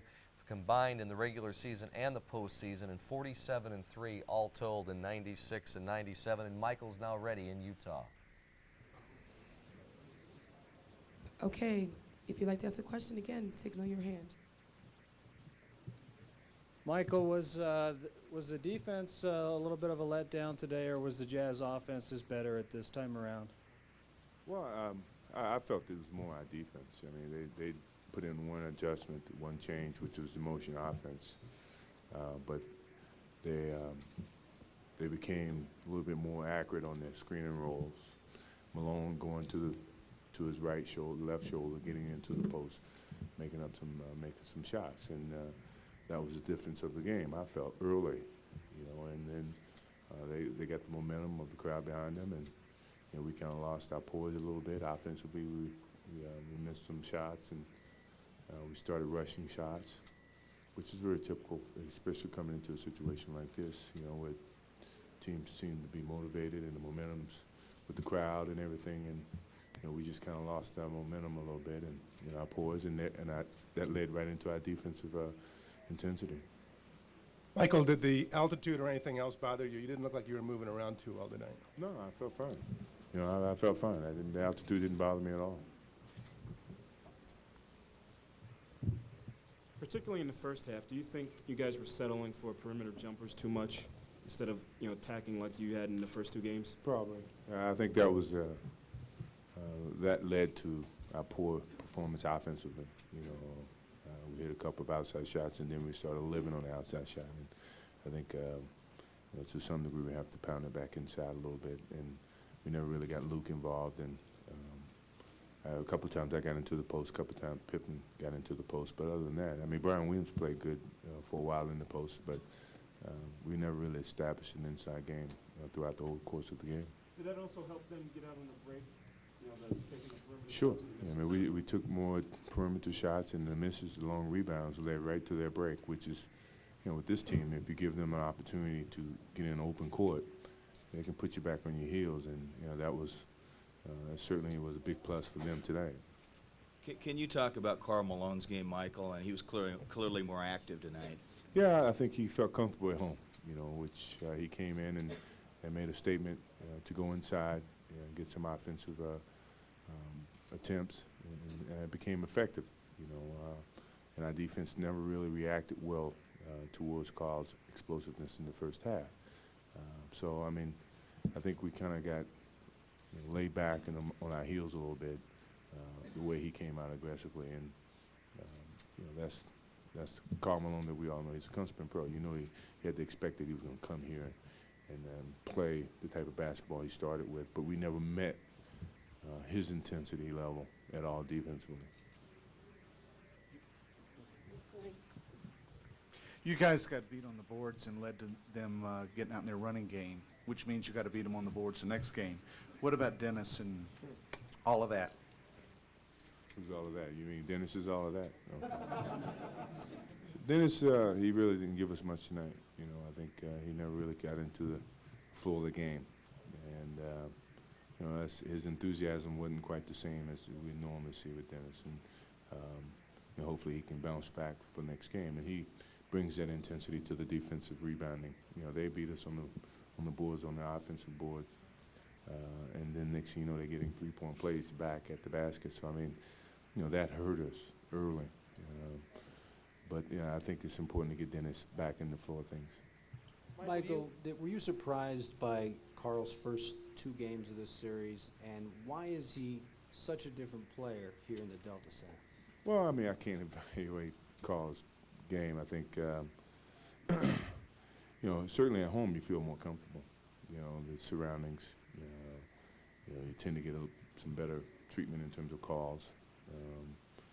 And the intensity is a lot higher at home. On the road, it's a little bit different. And we have that type of motivation in our building. So, I mean, that's something that I really can't explain why he didn't play extremely well the first two games. I think obviously our defense was better the first two games than what it was today. But, I mean, that's something that we're going to have to improve on and force him to take tougher shots instead of the easy shots that he took tonight. Michael, you mentioned the importance of Dennis Rodman being an active presence on the floor. What do you think is wrong with him? What are you seeing that's different? Is there anything that you can put your finger on that's giving him a problem? Tonight, let's speak of tonight. I think he certainly didn't. He's not getting the treatment or the energy that he normally plays at. You know, and he's the type of player that needs that high intensity emotion to go out and play his type of basketball. And certainly tonight, he didn't come with the same motivation. In the first two games, I mean, you know, I think he did his part. I think he fell into the, you know, the flow of where the team was going. But tonight, I felt he was not in the flow of the thing. Michael, in that fourth quarter, you were able to put a little scare in them going on that big run. Was this just a fact of too little, too late? And can you talk about that run in the final quarter? Well, we just, you know, we started to apply a little bit more pressure, gamble a little bit, and see if we can create some turnovers. And next thing you know, we created some problems for them, and they didn't handle it well. Very similar to what we did in game two. We didn't handle it particularly well down the stretch. But I mean, you know, we finished the game on a strong note, which is very important going into game four. If anything, make them weary of our defensive intensity. That's the best we played in the fourth quarter all day, all night. You know, so we were able to, you know, put them on their heels a little bit. Okay, we're going to take one final question for Michael. They made a defensive adjustment on you. Do you feel that affect your game today? No, not at all. Yeah, I mean, I think a lot of that had to do with Shannon Anderson not being here, and they wanted to limit Hornacek's fouls and eliminate my post-ups, and they put Russell on me, which, you know, it's a different look, you know, which allows me to play more perimeter, which is where I started the game, more perimeter-wise, and you know, but I'm accustomed to Byron guarding me, and I don't think he really changed anything that in terms of my play, you know, but he's very active, and you know, I feel I have the quickness over him, and I can take chances and you know, certain times utilize my opportunities. But I got to evaluate the defense and see where the double teams are coming, and so I don't think that matchup really made a difference tonight. Okay, thank you, Michael. John Stockton will be coming in next. All right, Michael Jordan, 26 points. As he was talking about Dennis Rodman, 24 minutes, 0 of 1 from the floor, no free throws, 3 rebounds, 1 turnover. About the only thing Dennis Rodman had going tonight was a new color pattern in his hair. No doubt about it. The energy level was definitely not there, and that's what the Bulls needed. They needed to match that energy out there some way, somehow, and usually Dennis brings that to the table, but not tonight. And they needed it tonight. Of all the nights, you needed it with that type of crowd out there in Utah. All right, John Stockton now meeting the media at the Delta Center in Utah. It's hot in here, isn't it? John, could you describe Carl's assertiveness at the beginning of this game? And was there anything he said perhaps before the game that was especially inspirational to the team? No, nothing new or different. I mean, he's always an inspirational guy for us, but he wasn't cheering it up beforehand, anything differently. He just came ready to play, and I thought really came ready to play. He was very aggressive offensively. He was very aggressive defensively, and everybody was able just to play off of him. John, how do you explain the turnaround from the last game to this game? Well, I don't know that it warrants really explaining. It happens. I thought that we learned a little bit from them out of the last game. They dominated us defensively, and it made their offense work very well. And in the way in which they dominated us, we tried to learn from. They were helping each other. They were aggressive in helping each other. It didn't matter who scored the points, just wanted to make them work hard to score every point. And I thought that we gained something from that game, even though it was a beating. John, tell us what you need to do to keep the momentum going in Game 4. Well, I think it has to start with defense. This series, I think, is going to be about that. As good as they are offensively, they're a phenomenal defensive team, and we need to match that. We need to be a phenomenal defensive team if we expect to beat them, and we're not there yet. Hopefully we learned something and can improve at that area. John, can you talk about the fact that the ball movement for you guys was finally there in this game, and it seemed to get Carl a lot more easy baskets, both in the post and, of course, in transition. Well, I think the ball movement was a little bit better, but more than anything, some shots fell. It's simplified, I think, when you say it, but it's also true. When you make a couple shots, it makes it look like everybody's passing the ball well and executing perfectly. It makes up for a lot of faults. So again, Carl came out rolling, made some nice shots to start the game, and I think everybody got their heads up and just continued playing. John, what was going through your mind when the Bulls made their big run in the second half? Well, we'd have been foolish to think that they weren't going to make a run. We had a nice lead. I think we had a 25-point lead in here once against these guys, only to watch Michael go crazy and erase it. And this was a couple years back, but we know they're capable. So we just wanted to concentrate on trying to take care of the ball, trying to be aggressive offensively, and not float back defensively, and just allow them to do what they want because we had the lead. John, from a fan standpoint, this is one of the most significant sport wins in the state's history. Is that something that you guys are sort of aware of and you appreciate about tonight's game? No, this is one game. We didn't come into this thing to just win one game. Again, they're a great team. I don't want to take anything away from that, but I don't think anybody on our team is going to be happy with just one win. So we need to come out and play Sunday a whole level or two above what we played tonight and try to beat the Bulls again. You surprised them with some motion offense and little adjustments in your screen and roll. Why did that work? Well, again, partially it's a couple shots were made. That always makes your execution look better. As far as the motion or just we just need to do something different. Teams have been able to lock in on us, and again, I keep saying this, but they're such a great defensive team.